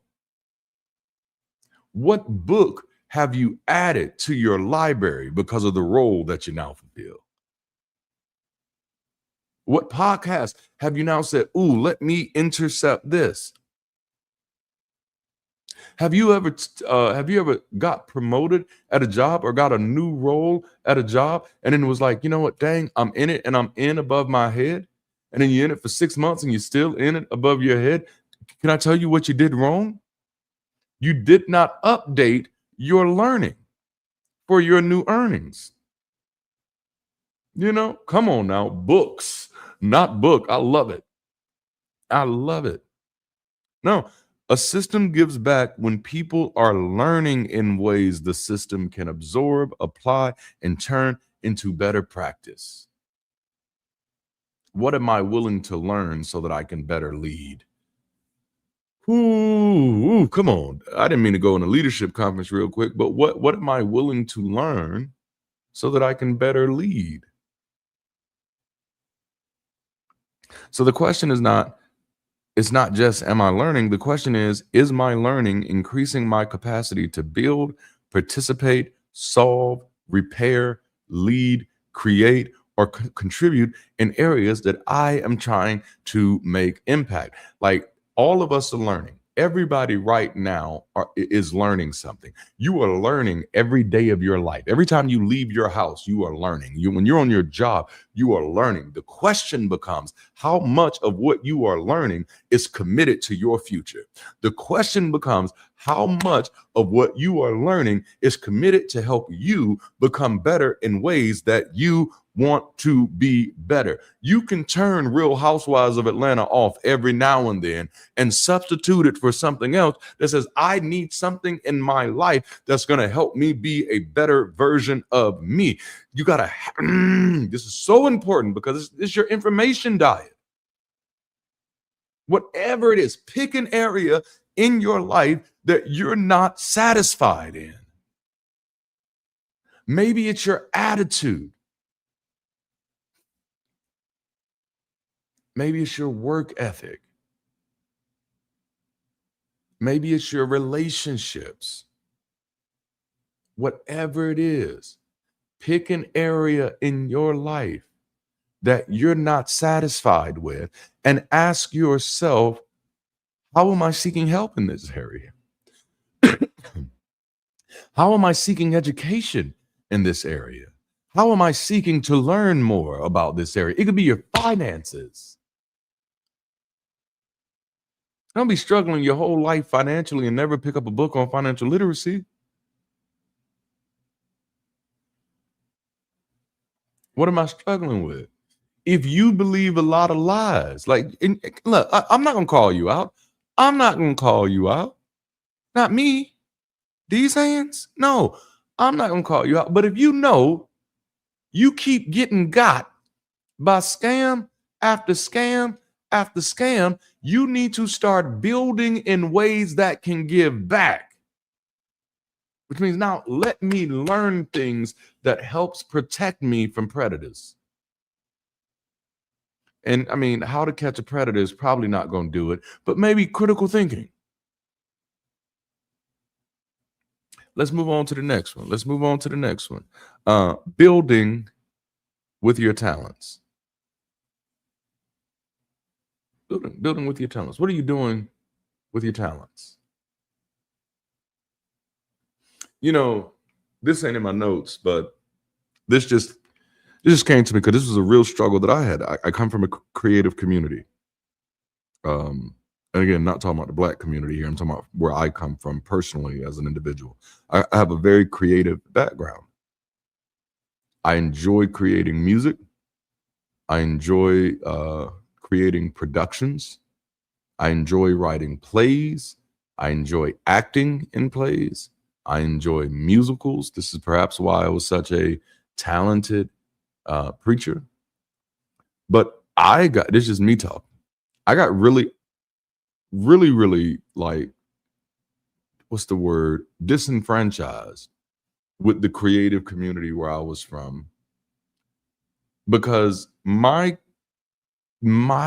connection to creativity isn't about expression. I know a lot of creatives that for them, it's about expression. And that was my problem. I was coming across way too many people where it was just about expression.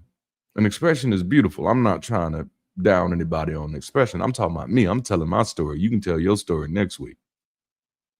But my creativity isn't just about expression. It's about elevation.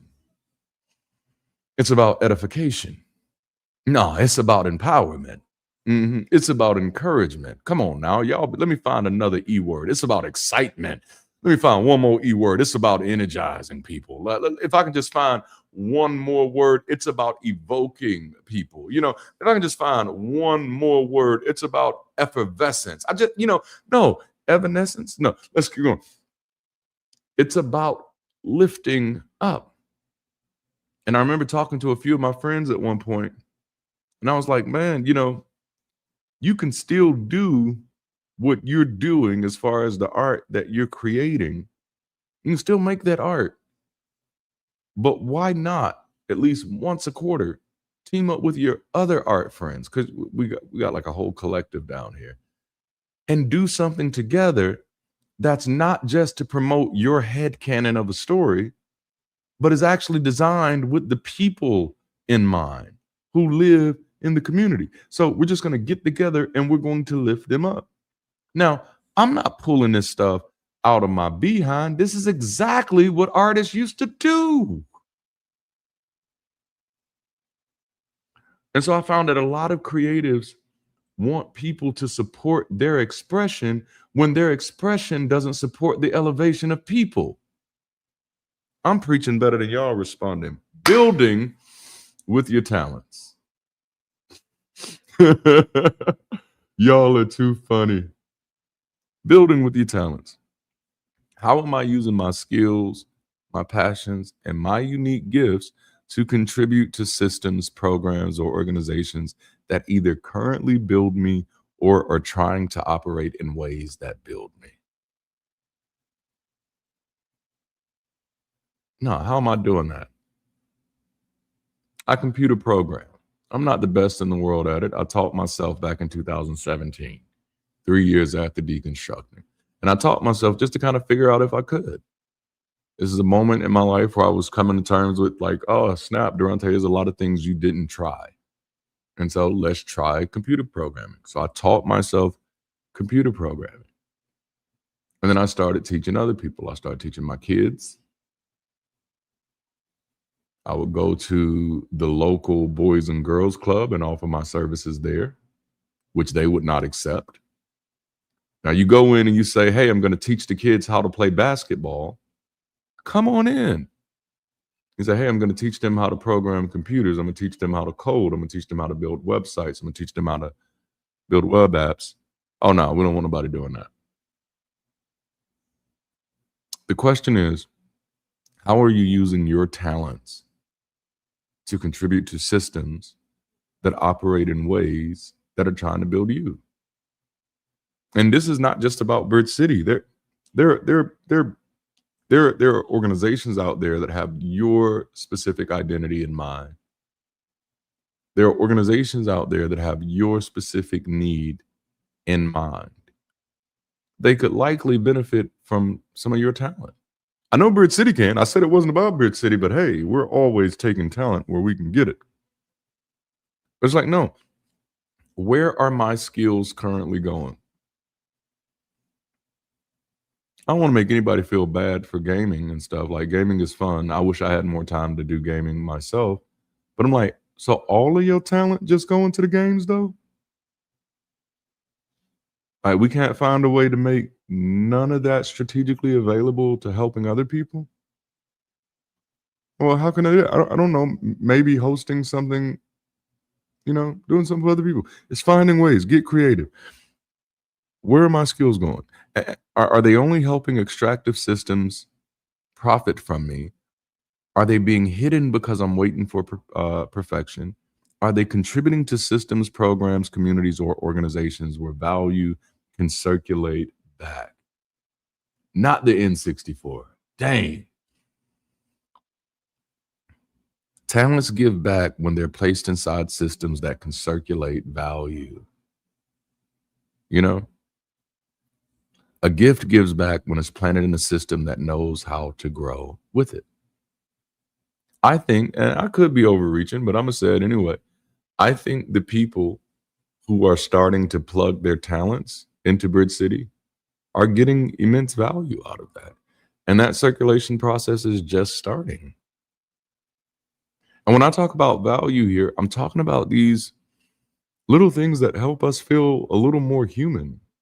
These things that help us feel, I know people aren't going to like this word, but I'm going to use it because it's a real feeling, but it's those things that help us feel a little bit more useful. I think sometimes you forget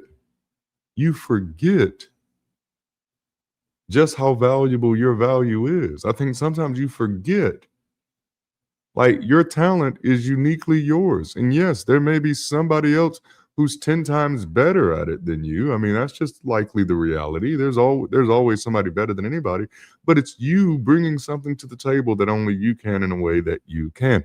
And sometimes doing that and then just having other people appreciate you for doing it, it does something for you. Damn, y'all like that? You know what I'm saying? Y'all want me to do it again? You know that feeling. Y'all really like that song? Let me sing it. I'm gonna sing it again for y'all, because all of a sudden you get reminded that, damn, I do count. I do matter. I don't have to be the best thing since sliced bread to be loved, to be valued, to be appreciated, to be affirmed. And that makes you want to do it more. You know? That's one of the ways you can pay yourself. Jalapeno. All right. So research and reporting around civic participation continue to show that clubs, groups, and community activity can help rebuild belonging and social connection. And listen, y'all, we're in a loneliness epidemic. This is one of the reasons why Bridge City is so important. We're intentionally trying to recreate those third spaces. We're intentionally trying to be the civic structure in a post-religious society that gives people ways to plug back into community, that give people ways to plug back into personal development, that give people ways to plug back into networking systems that do not require their conformity for participation. Through clubs, groups, and community activity. This helps rebuild belonging and social connection. Group involvement, be watching out for our small groups. Group involvement can offer low stakes pathways into friendship, identity, exploration, shared purpose, and belonging. Every single person who is on our staff at Bridge City, every single person who is on our staff at Bridge City has a friend that they would not have had. They've met somebody that they would not have known and have developed a friendship. You are welcome. That's the power of community.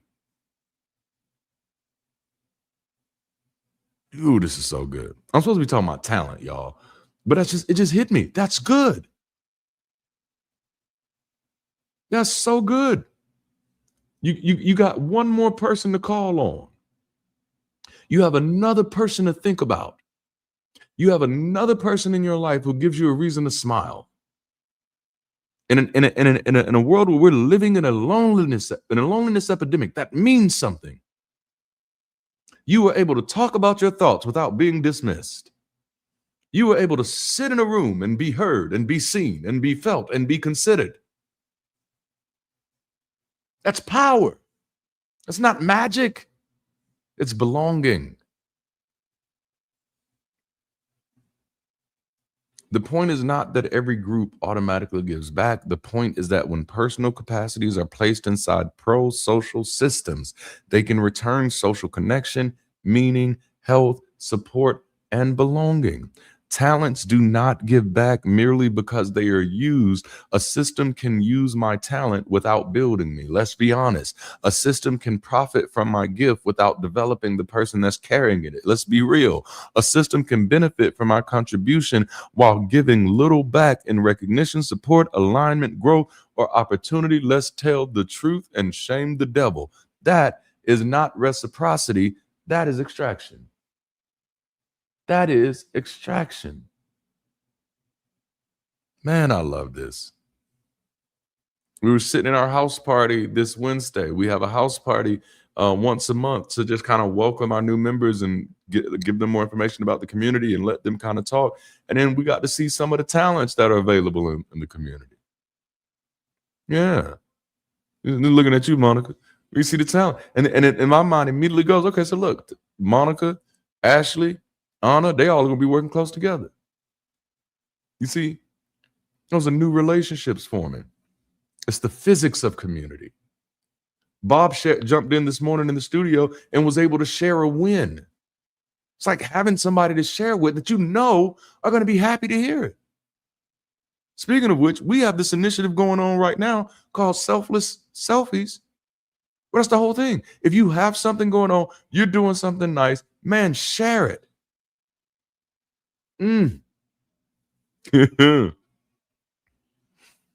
Talents become reciprocal when they are placed inside systems where contribution, growth, recognition, support, alignment, and opportunity can circulate. And they got to be all of them. Like, you got to be contributing. But then, watch this. Here's a responsibility that a lot of people don't have. And you would never like be rejected from Bridge City for this. I'm just going to tell you that flat out. But you will probably be uncomfortable around some people in Bridge City. And that is, you got a responsibility to grow. Okay. Now you got to see, like, no, you'd never get rejected from Bridge City, but it's going to make you uncomfortable around some people, because with this type of environment that we're creating, curiosity creates growth. So like right now, I grow in a lot of areas in my life. I will be flat out honest with you and tell you, one of the areas that I've not grown a lot is my musicianship. If the camera would follow me, like if I had a live cameraman right now, I'd move over to my piano, and which some of you heard me play the keyboard before. I'd move over to my keys, and you'd be like, "No, Darante is pretty impressive." But my current playing represents where I stopped at, and I stopped pretty early because I'm more of a singer, more of a performer than I am a player. The playing for me is more just like John Legend, just to get y'all hyped up a little bit, and then I'm gonna get up from the keyboard, But it represents where I stopped at. Like, so I would not qualify to be a lead musician at Bridge City. I wouldn't qualify, because growing is going to be a thing. Like, growing is an expectation. Like for all of our leaders, I love every single one of you. And of course, we ain't had no problems. Thankfully, it's so early in the game. We're still in the honeymoon phase, but growing will be an expectation. And yeah, we're growing. I know this can't look like it looked last year. We can't still be operating like, no, we have to be growing, contributing, growing in our talents. But then I don't want to be contributing my talents and growing in my talents if ain't nobody recognizing it. Oh, I love the drums. Like, I'm gonna contribute, I'm gonna show up, I'm gonna sing my little dance, I'm gonna lead my little small group, I'm gonna help y'all with a little activity, and I'm gonna be growing in my stuff. I promise I'm gonna be getting better and better and better. I'm gonna be looking around and say, how can I do this better than I did last time? But what I'm going to need, and we're talking about building with your talents, I'm going to need recognition. I'm going to need some support. I'm going to need some alignment, and I'm going to need some opportunity. That's how we create that circulation. So the question is not just, am I using my gift? The question is, where's my gift being planted? See, because like right now, even as we're building out our core team, and this is something that I want to let everybody know, like, where you start, you might move around. Right? Because like right now, we have people in some roles, and honestly, they're holding that role for whatever else they want to do. Like, I'm gonna do this for right now, but I'm still trying to see how it unfolds. You ever like go to a buffet, and then you go to the buffet, you say, I got a lot of things out. Okay, you know what? I think I'm gonna get the chicken right now, and I'm gonna get, I wanted some crab legs, but it looked like they crowded with the crab legs. So I'm gonna just go ahead and get the chicken and some mashed potatoes and some peas right now. I'm making you hungry on purpose. I am. I'm just get that right now, but I'm gonna come back for them crab legs. Okay, yeah, I'm gonna come back. That's what some people do. So I don't want anybody to feel like you're gonna get stuck if you volunteer. I don't want anybody to feel like you're gonna get stuck if you take a role. This is you getting introduced and finding your fit. Get into the circulation. Soul food. I love y'all so much. So it's, where's my gift being planted? Because a gift only becomes reciprocal when the systems receiving it also helps develop the person carrying it. And that's like, I've been talking to Ashley lately about, that's where my shift is coming with Bridge City. Like a lot of the things I do for Bridge City now, I do because I have to. Okay? Because I have to. And when I mean have to, I mean there's nobody else to do them. I manage our email system, our website development system, our graphic designs, which some of that is shifting off of me now. But all of these things I've done because I had to show people what was possible, to show people what was available, to show people what the options were, you know? But now, as other people are coming in, like even Ashley, let me use Ashley as an example. A lot of things Ashley's doing right now, she's doing because she has to. It may not necessarily be her passion area. What she's passionate about is the success of this community. Oh, this is too good. This is too good. What she's passionate about is the success of this community. So I'll temporarily be this thing that I'm not as passionate about so that the community can have what it needs. I'm not passionate about graphic design. And I did it professionally for a while. I did it professionally for a while. I'm not passionate about it. I do it because I have to. YouTube needs thumbnails, and I have a Canva account. So I do it. One of the happiest days in my life is when someone else says, Darante, your work here is no longer required. Hey, Shaba jalapeno. I'd be so happy. No, I'm not passionate about making shorts. I don't know what's going to be important to you. No, I'm autistic for real. People come to me and they be like, dude, what you just said today was so amazing. Can you go over this part again? Hey, bro, I don't even remember what I said. Half of the time, people be talking to me, they were like, you remember when you said this? And I'd be like, I'm pretty sure I did not say that. But no, it's because I'm passionate about this community happening. Zarniel is not passionate about hanging out in the back of the studio while I talk for an hour.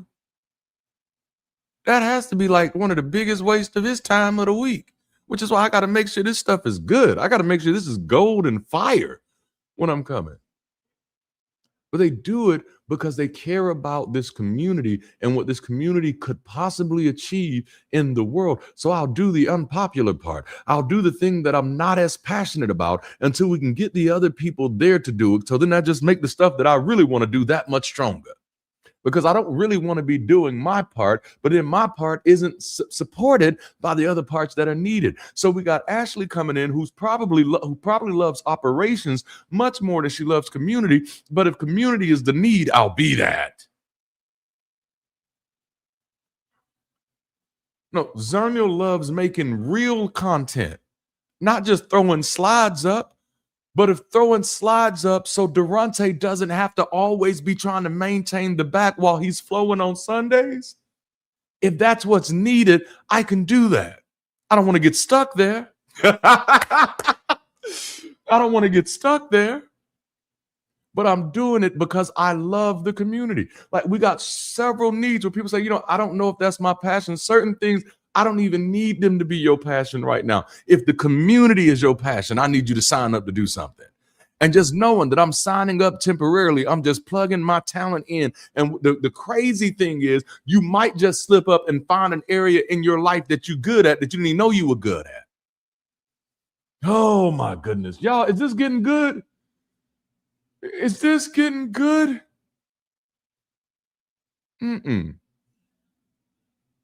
Let's what do we owe to each other?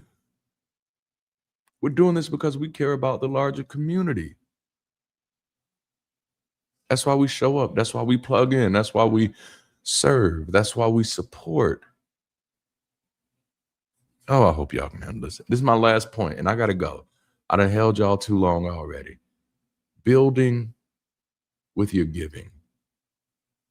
You think I wasn't gonna talk about giving? See, I don't believe in magic, but I do believe in money. Jalapeno habanero, hell yeah. No, building with your giving. I want to put that on a shirt now. I don't believe in magic, but I do believe in money.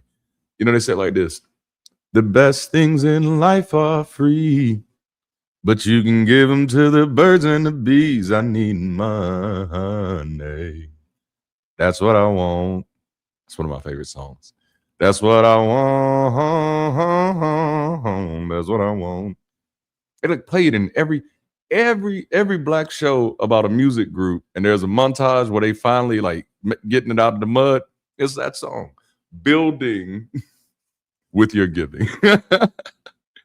How much of my financial commitments and contributions flow into systems that have me in mind? Money is participation. Where your money goes, your life is helping something become stronger. Okay? It's just like attention. Ain't that funny? Money is like the manifestation of your attention. Economists and social scientists often treat spending, donating, boycotting, and boycotting as forms of participation because they move resources toward or away from institutions. Okay? Building with your giving. I want to tell you, and this is not in my notes, it's just the habit of me being who I am. I want to tell you I want to give you a little unknown history about the bus boycott in Alabama in the 60s. Because the way we do boycotts today was forever shaped by that boycott, and not necessarily in what I would consider a positive way.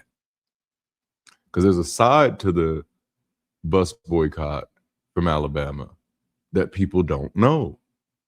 What people know is that Rosa Parks was on a bus. She refused to give up her seat. She was then arrested and, assaulted by police officers. And then people said, basically, we're not riding those buses anymore until you change this policy. Okay. Now that's the part that it's not inaccurate, but it is incomplete.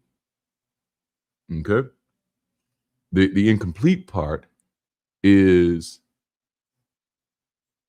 we're going to boycott until was a small group.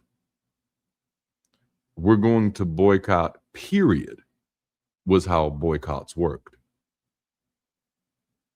The purpose of a boycott was not punitive. Like that's what we've done with boycotts today. We do punitive boycotts.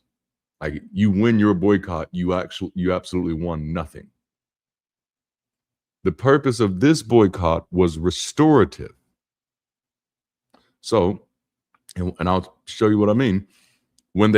The way they boycotted was not just by not using the bus system. It was by building their own car sharing system. We're talking about building what you're giving. And so instead of giving the bus company 25 cents, several times a day to get here and there, since they're not going to treat us like human beings anyway, we're going to stop using their system and give towards a system of our own with what we have. And they successfully did that.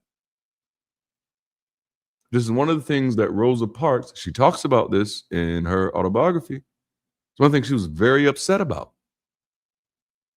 Because when the boycott ended, the popular version of history you're used to,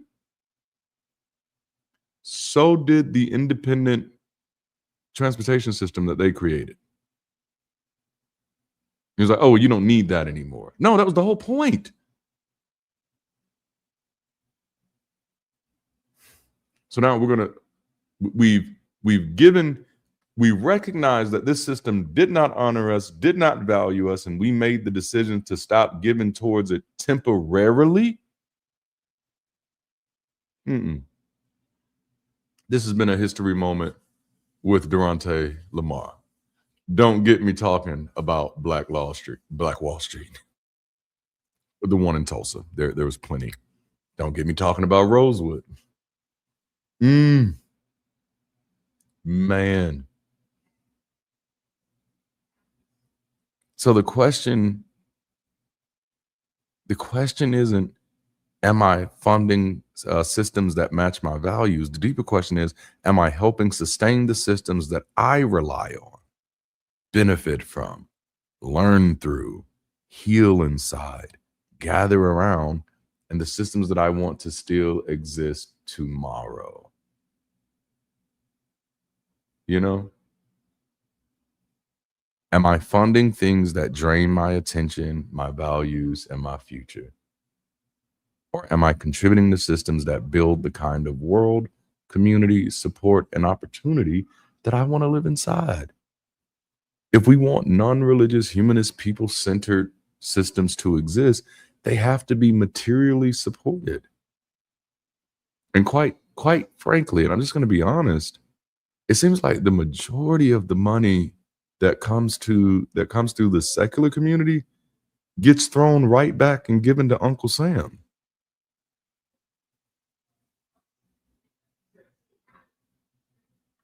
And see, I've seen that play. I've seen that strategy. That's how the NAACP keeps getting over on the Black community. I'm gonna leave it alone. Values without resource flow do not become institutions. Giving is not generosity. It's not just generosity. Giving is maintenance of the systems that maintain you. Giving toward what gives to you is how you help keep the return system alive. Don't just hope that it's going to be there. Be a part of making sure that it's always there. If something gives life back to you, your giving helps protect its capacity to keep giving. Extractive giving says, I'll benefit from this as long as somebody else keeps it alive. And it's easy to do. Man, I love being a part of this, but I'll love it as long as somebody else is keeping it alive. You know, that's an unknown fact about a lot of churches, even the mega churches. I know this idea that churches are stealing from poor people is very attractive in the secular community, but it's not factually accurate. At least not for the mega churches. The person who has 20 years in the game, let me tell you something. Most churches are sustained by less than 20% of the people who are attending them. You're welcome. We're just gonna get the facts.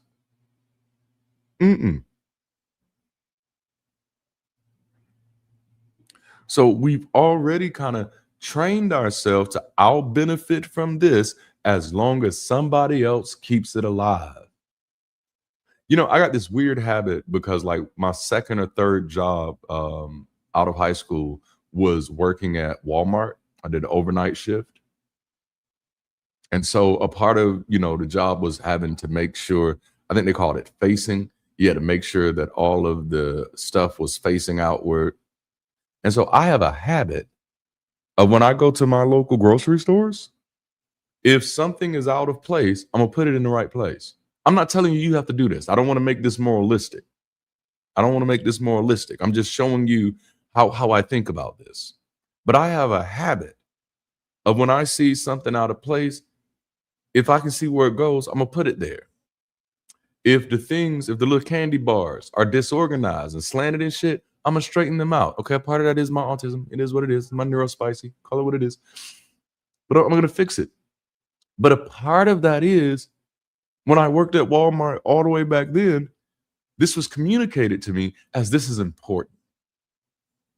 When you do this, see, Ashley, me and you can't go to the store together. When you do this is important. This communicates something about this store. This communicates something about, about the way people see us. It communicates things about our products. And so look at that. Zoning. That's what it was. Thank you. Well, we got a lot of Walmart folk up in here. But no, because if it matters to me, I'm not depending on other people to keep it alive. It's in front of me. I should be able to help keep it alive too. I want the Snicker to be in place when I come looking for the Snicker. You know? Mm-hmm. Oh man, I love our community, bro. Y'all got me like there's a real tear forming here. Like, dang it.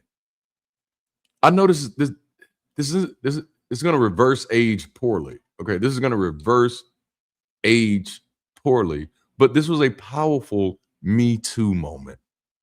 You see what I mean by reverse age poorly? This reverse aged poorly, but you get it.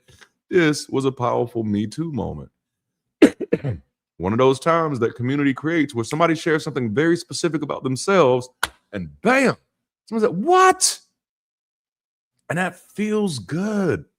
Like, that shit is almost like a drug. And trust me, I like drugs.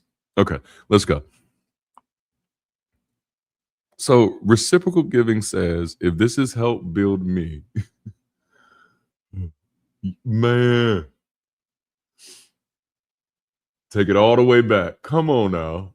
We all got zoning to do. Yes. Reciprocal giving says, if this is helping build me, I have to consider how I help sustain its capacity to keep building. If I want it to be here tomorrow, then I need to play a part in it being here tomorrow. This is about support capacity. A system can want to support people and still lack capacity. I think we're doing a good job right now of supporting people in the best ways that we can, but we are nowhere near what we will be able to do once we're fully supported. Like, we're at the beginning. Yeah, y'all don't understand. We're already outperforming legacy institutions with barely nothing. No, yeah, but we're doing it. We're making a way to do it. We're diligent. We're assertive about this. We're damn near aggressive about this. We're willing to do anything short of harm to reach people with this mission of connecting better, building better, and living better. No, we're out here doing the dang thing. This is about support capacity. If Bridge City gives you language, connection, clarity, belonging, structure, community, or opportunity, then giving toward Bridge City is not just helping the organization. It's helping sustain the system that is helping sustain you. The things that build us need to be built too. That felt like a poem. I'm gonna say that part again just because it felt like a poem. It is helping sustain the system that is helping sustain you. The things that build us need to be built too. So here's our final recap of the series. Life is not a vending machine. What you feed is what's going to grow. There is no free energy. And as of today, build what can give back. And even if you don't feel like you have a lot to offer, you can build from where you are with what you have. You can build with your attention, your voice, your learning, your talents, and your giving. Humans started building houses because shelter allowed us to survive better, protect our families, store resources, build community, and eventually move into more permanent ways of life. My highest hope for everybody that's connected with this community and that's watching this stream, whether now or later, is that reciprocity becomes a more permanent way of life for you. When I was crossing the path into humanism, I remember having this moment because so much of my work has been about my children. Much of the passion that you see from me in this work is for my children, based off of my own childhood, and wanting to make sure, which at this moment they're almost all grown now, wanted to make sure that I created a different reality for them, knowing that I have limited time to do so. As I said, they're almost all grown now. But it was sitting with a question of, what do I want? What has to happen in the world for my children to be okay? And like that's what it feels like to be a Black man in the South. That's the question, if you're even mildly conscious of the country or just even the global situation you live in. That's the question you sit with. What has to happen in this world for my children to be safe, for my children to be okay, for my children to be valued? Because I am not going to be here forever. But I have to wrestle with that. That's just me. I'm not saying, listen, you tell your story next Sunday. I'll be here to listen. But this is me. And that, my answer to that question became, what has to happen for my children to be safe? I got a very unreasonable answer for it. But that unreasonable answer is what drives me. Everybody else has to be safe. That's how I create. That's what has to happen to get a world where my children are safe.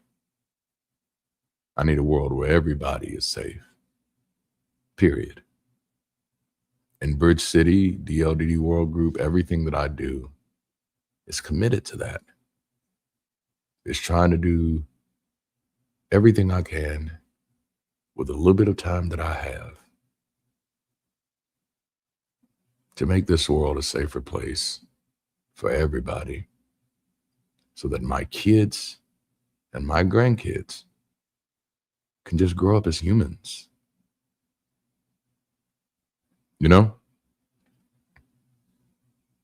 In a deeper sense, the house is one of the first human technologies for saying the world is dangerous and unpredictable. So we're going to create a small, controlled space, community, where life can continue. Building homes represented a shift in humanity, from reacting to our environment to learning how to manage it. That's what community is. It's shifting from reacting to what's wrong with the world and committing to learn how to manage it. Being surprised about what's wrong is not a flex. Being upset with what's wrong is reasonable, but it's not a flex. At some point, you just got to look at the history books and say, this tracks. This seems to be about right. And then, of course, when you look and really pay attention to the amount of people that are on the sidelines, it makes perfect sense. I think we overglorify ourselves when we choose our villains. We choose our villains while excusing ourselves. We say our villains are doing too much while refusing to acknowledge that we've also done too little. I'm gonna say that one more again. We accuse of our villains of doing too much, while simultaneously being guilty of doing too little. And as I stated earlier, if I'm ever going to be a part of the solution, I first have to be willing to see myself as a part of the problem. A major motivation behind this shift was learning how life worked around us. We moved from constant reaction to environmental management. And so that's my invitation today. If you're looking for ways to survive better, to protect your families, to store up resources and build community, if you're ready to shift from reacting to managing, I invite you into collaborative cooperation with our community, with Bridge City. Come help us build homes that give back in protection, preservation, and permanence. That's all I have for you today. Let's go ahead and transition over to our next steps. Thank you for joining me. And until next time, keep rising. Everyone, thank you for joining us for today's Sunday session. I hope some of these words resonated with you as well. And of course, what stuck out with you? Yeah, I mean, like, again, did you have a moment today where something kind of got you thinking, got you that resonated? That is there anything that you've been mulling on that the conversation today brought up? Right? That's why we have these sessions. Honestly, this is our kind of weekly touch point for us to start doing life together, so that we can kind of be on the same page. We have people who are going with us we're through life, just generally. Literally, it really is. Sessions like these really reinvigorate why we participate in this community, why we show up, because it's ever expanding, it's ever growing of your own personal responsibility, your own personal agency. Big topic that I love. So for everyone out there, if you've been thinking about joining Bridge City, now's the time. If this is not about gatekeeping, this is not about check your ideas at the door. It's bring yourself as you are, and let's grow. Let's participate. Let's shape our lives together. So you belong here. If anything in this conversation touched you, resonated with you, if you're looking for a post-religious community, because post-religious doesn't have to mean we don't get together and grow and expand on our ideas. It literally means having these conversations. It means taking hold of our agency and showing each other what we owe to each other. So I want you to come join Bridge City, a place to live without shame. And I'm sorry, Jude, please. I was just pointing out that Darnea has dropped the link in the chat. And do we have a QR code we can put on the screen somewhere? Oh yeah, let's get that up there. And forgive me, you guys, I don't have chat up. I don't know how to format my screen just yet. I will work on it. So Jude, you got chat. If anyone says anything cool, all right, let's chat it out. But if you want a place to connect, build, and live better, get into Bridge City. Yeah, and we have our Global Campus Pathway, our new member onboarding course to help you kind of get oriented, get an idea, especially if you've never used the Circle app before for anything else. We have the tap in and the new member onboarding course, which kind of walks you through first how to use the site, where to find everything, where you find our clubs and the commons and all of that cool stuff. And we have the and the new member onboarding goes over some of our values and the ideals that we're kind of working on building. Mission. We got if you're gonna any good build has a blueprint. Right? Yes, I was literally just talking about this with Darante this week.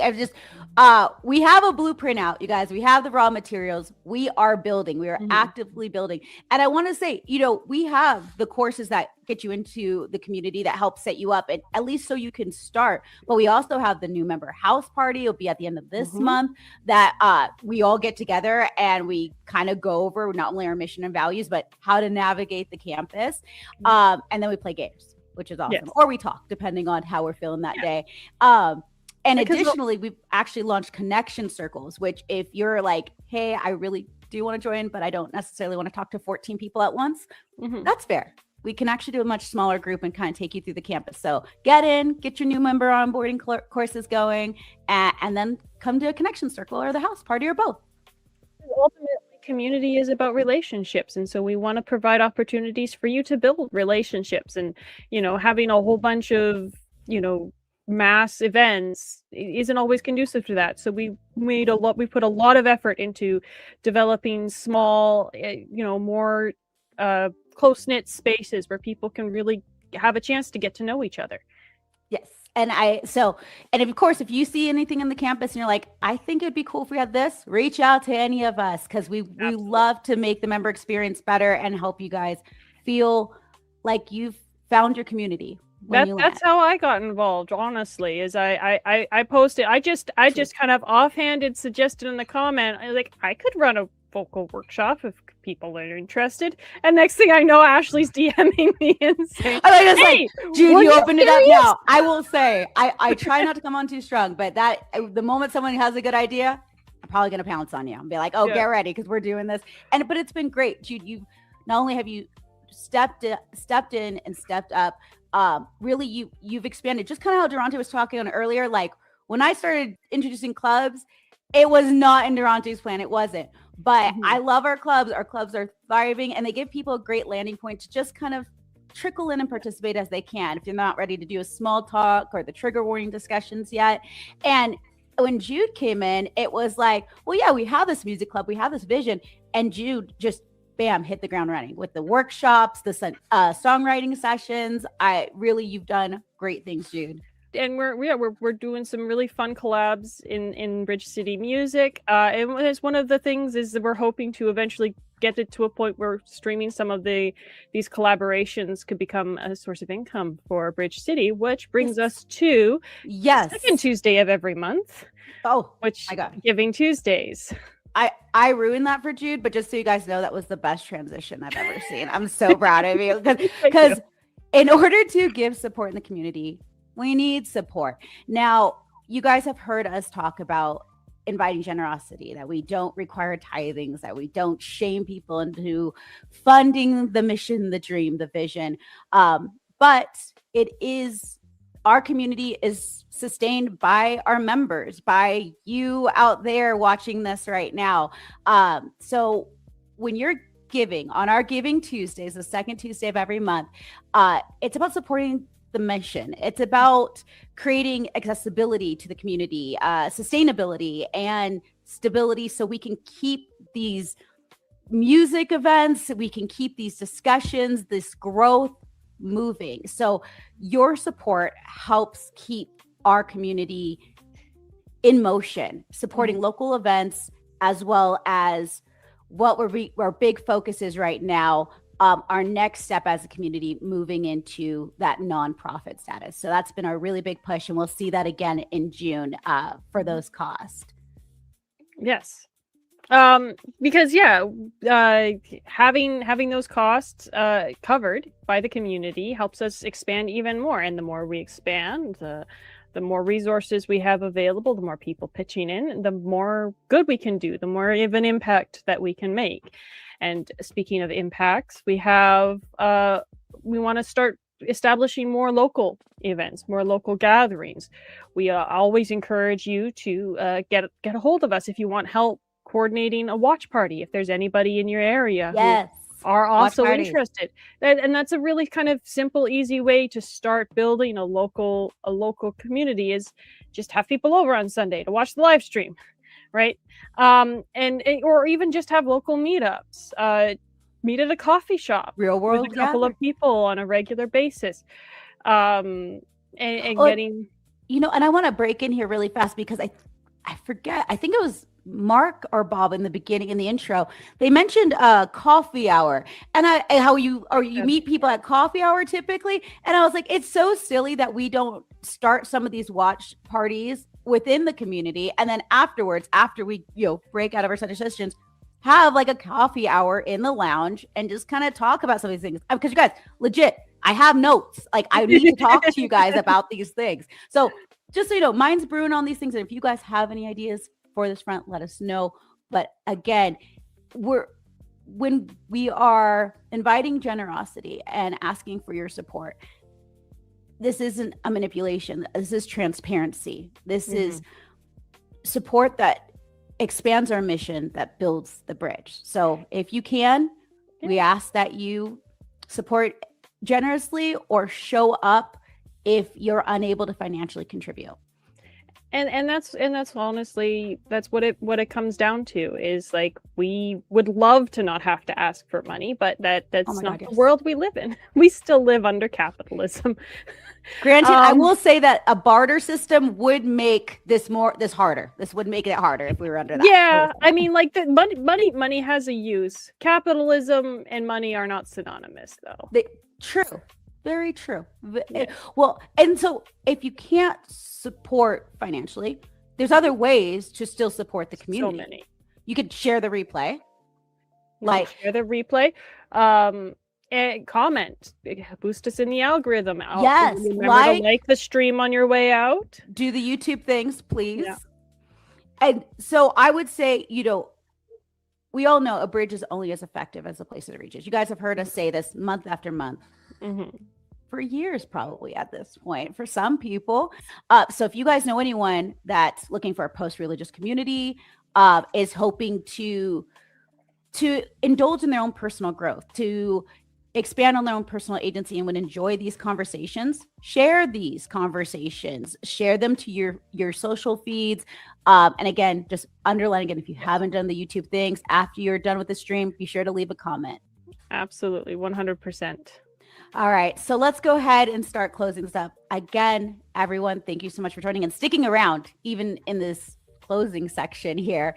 As a reminder for Reciprocity, going back to my notes, the ask was today, are you willing to take the risk to show up? Mm-hmm. And if so, how are you showing up? These are things to keep in mind. Participation over extraction, circulation over control, understanding contribution over entitlement, and know where you're at before you start criticizing where you've landed. One of my favorite quotes, and I forgive me, it came from a YouTuber, but a YouTuber who heard it somewhere else, is wherever you go, there you are. And it's such a silly, simple quote, but it's true. Yeah. And it's really about examining your own agency in your situations and what you are bringing to the table. So life doesn't move through our desire alone. Effort is not magic. And it moves to you showing up and participating the way you want to interact with this world. And side note, because I can't stop side noting this morning, I didn't think I would be. I was like, reciprocity. When everyone chose that on the poll, I was like, I don't want this series. Oh, I'm good. But legit, it's a good subject. It's a good subject. I've always thought the idea of reciprocity is one that's not as well understood as people think they understand it. Agreed. And it's definitely a subject worth talking about, I think, especially in regards to community building, right? Because we're building community here, and reciprocity is something that makes communities self-sustaining instead of having to constantly be managed. Now you're making me feel like I got to switch around the trigger warning topics. We'll have a discussion on campus about this, because we will. We have one.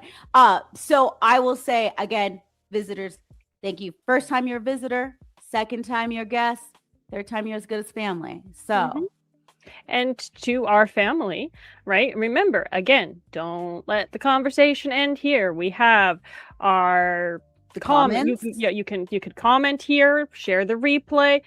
We have the Commons on Bridge City campus. We have all of the clubs. The lounge. We have a bunch of different. We have the member lounge for more casual conversations. We also have the resource board. If you want to suggest a movie for a future movie night, that's on the resource board, along with many other things, including resources, Connections Hub. Really, go check out the resource board if you haven't yet. It has a lot of great information about Bridge City, external communities, and we'll actually be this month launching a Bridge City library where we showcase some content creators from YouTube that our community respects and wants to engage with. I am down for that. Yeah, and if you want to start contributing, if you are still kind of new and getting the feel of place, we have the teams page where you can formally volunteer, or you can do what I did and just put your hand up in a club somewhere and say, "Hey, can I do this?" Someone will send you to Ashley. And I will pounce on you, and we will do things. Yes, it's great. There's so many ways to get involved, and we have so much stuff going on, so many new things. If there's something on Bridge City that you want to see and it's not there yet, and you have the time and energy to do it, like to show up. Yeah, honestly, it's fantastic, because we've got a wonderful community that's just growing, and I'm really excited to see where we're going with all of this. And I feel like this is how you see our values in motion. When we say forward thinking, we talk about having these conversations, kicking off Pride Month with a movie that is probably going to cause some tears in the audience. We want to expand our thinking and grow as people, because we're people-centric. Everything we're doing within the community is about connecting authentically, genuinely, about showing up for each other. And of course, life affirming. It's not about agreeing a one-to-one. It's not about judging the next person over, personality policing and how you're supposed to do it. It's about celebrating each of us as we are. Yeah. And yeah, celebrating each of us as we are and what each of us are able to contribute, right? We want to be forward thinking enough to, anticipate what needs to be done, what the community is going expand to the be. conversation, Yeah, expand the conversation. We want to be people centric. We want to build those relationships so that we know who needs what, right? If you have friends, they're more likely to notice when you're in a bad place, right? Exactly. And I think we even see that in the community. I'll tell you, if I don't hear from you in like a month and you're pretty active, I will be reaching out. Apparently, I'm a pouncer. I just got to accept that about myself. That's where we're at right now. We love you for it. I mean, Bridge City wouldn't be what it is today without you. Well, without all of us, honestly, I will never stop being amazed by how many people show up in the community and take a piece of it and run. And it's been beautiful to watch. So again, and life affirming, right? And life affirming, show up as you are. We are not here to tell you to be something specific or different, or we want you to show up and let us know what you need to be the best version of yourself. And if you really want to put raisins in potato salad, fine. Just do it. Well, so I will say again, everyone, thank you for joining us today. And until next time, keep rising and be the bridge. 1, 2, 3, 4.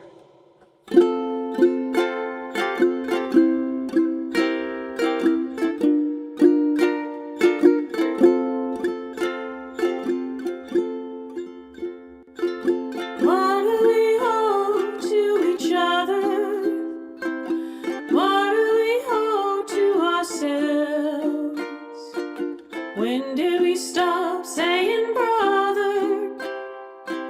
When did we stop meaning well?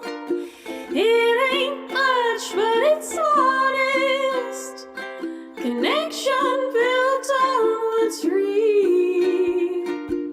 Reciprocity promised, but you gotta take the deal.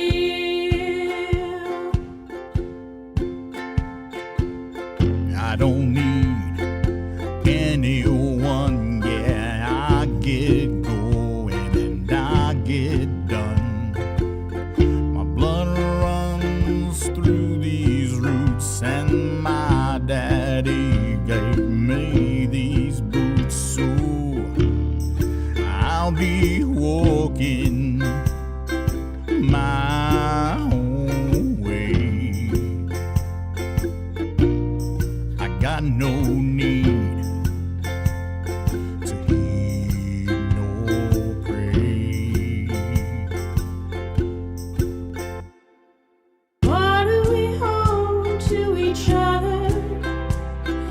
What do we hold to ourselves?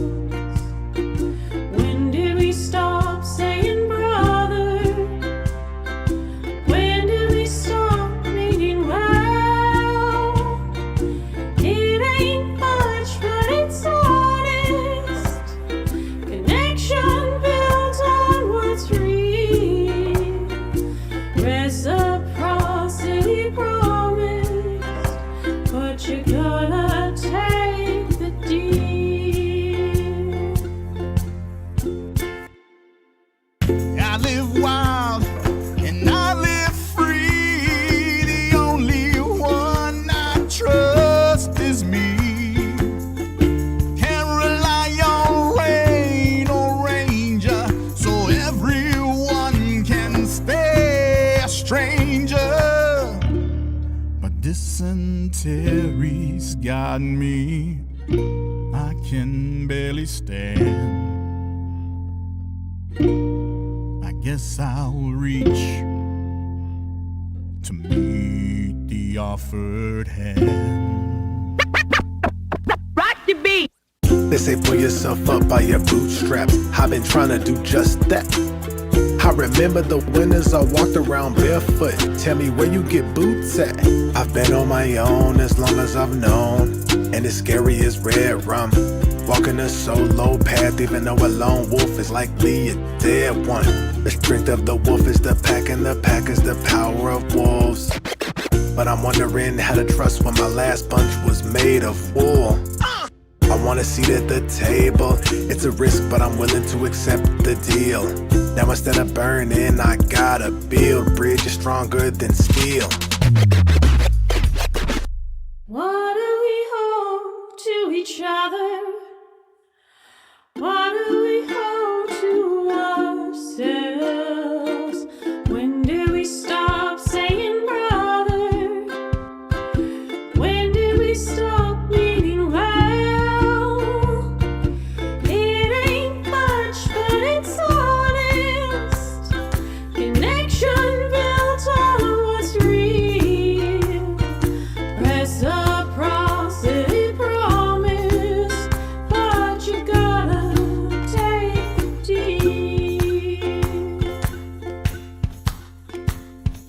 Hands like leather, a smile like gold, took me in out of the cold. Had so little but shared a meal, got me thinking how I feel. We ridicule the ones who give and live with less to help us survive, and we all thrive when we pay those debts.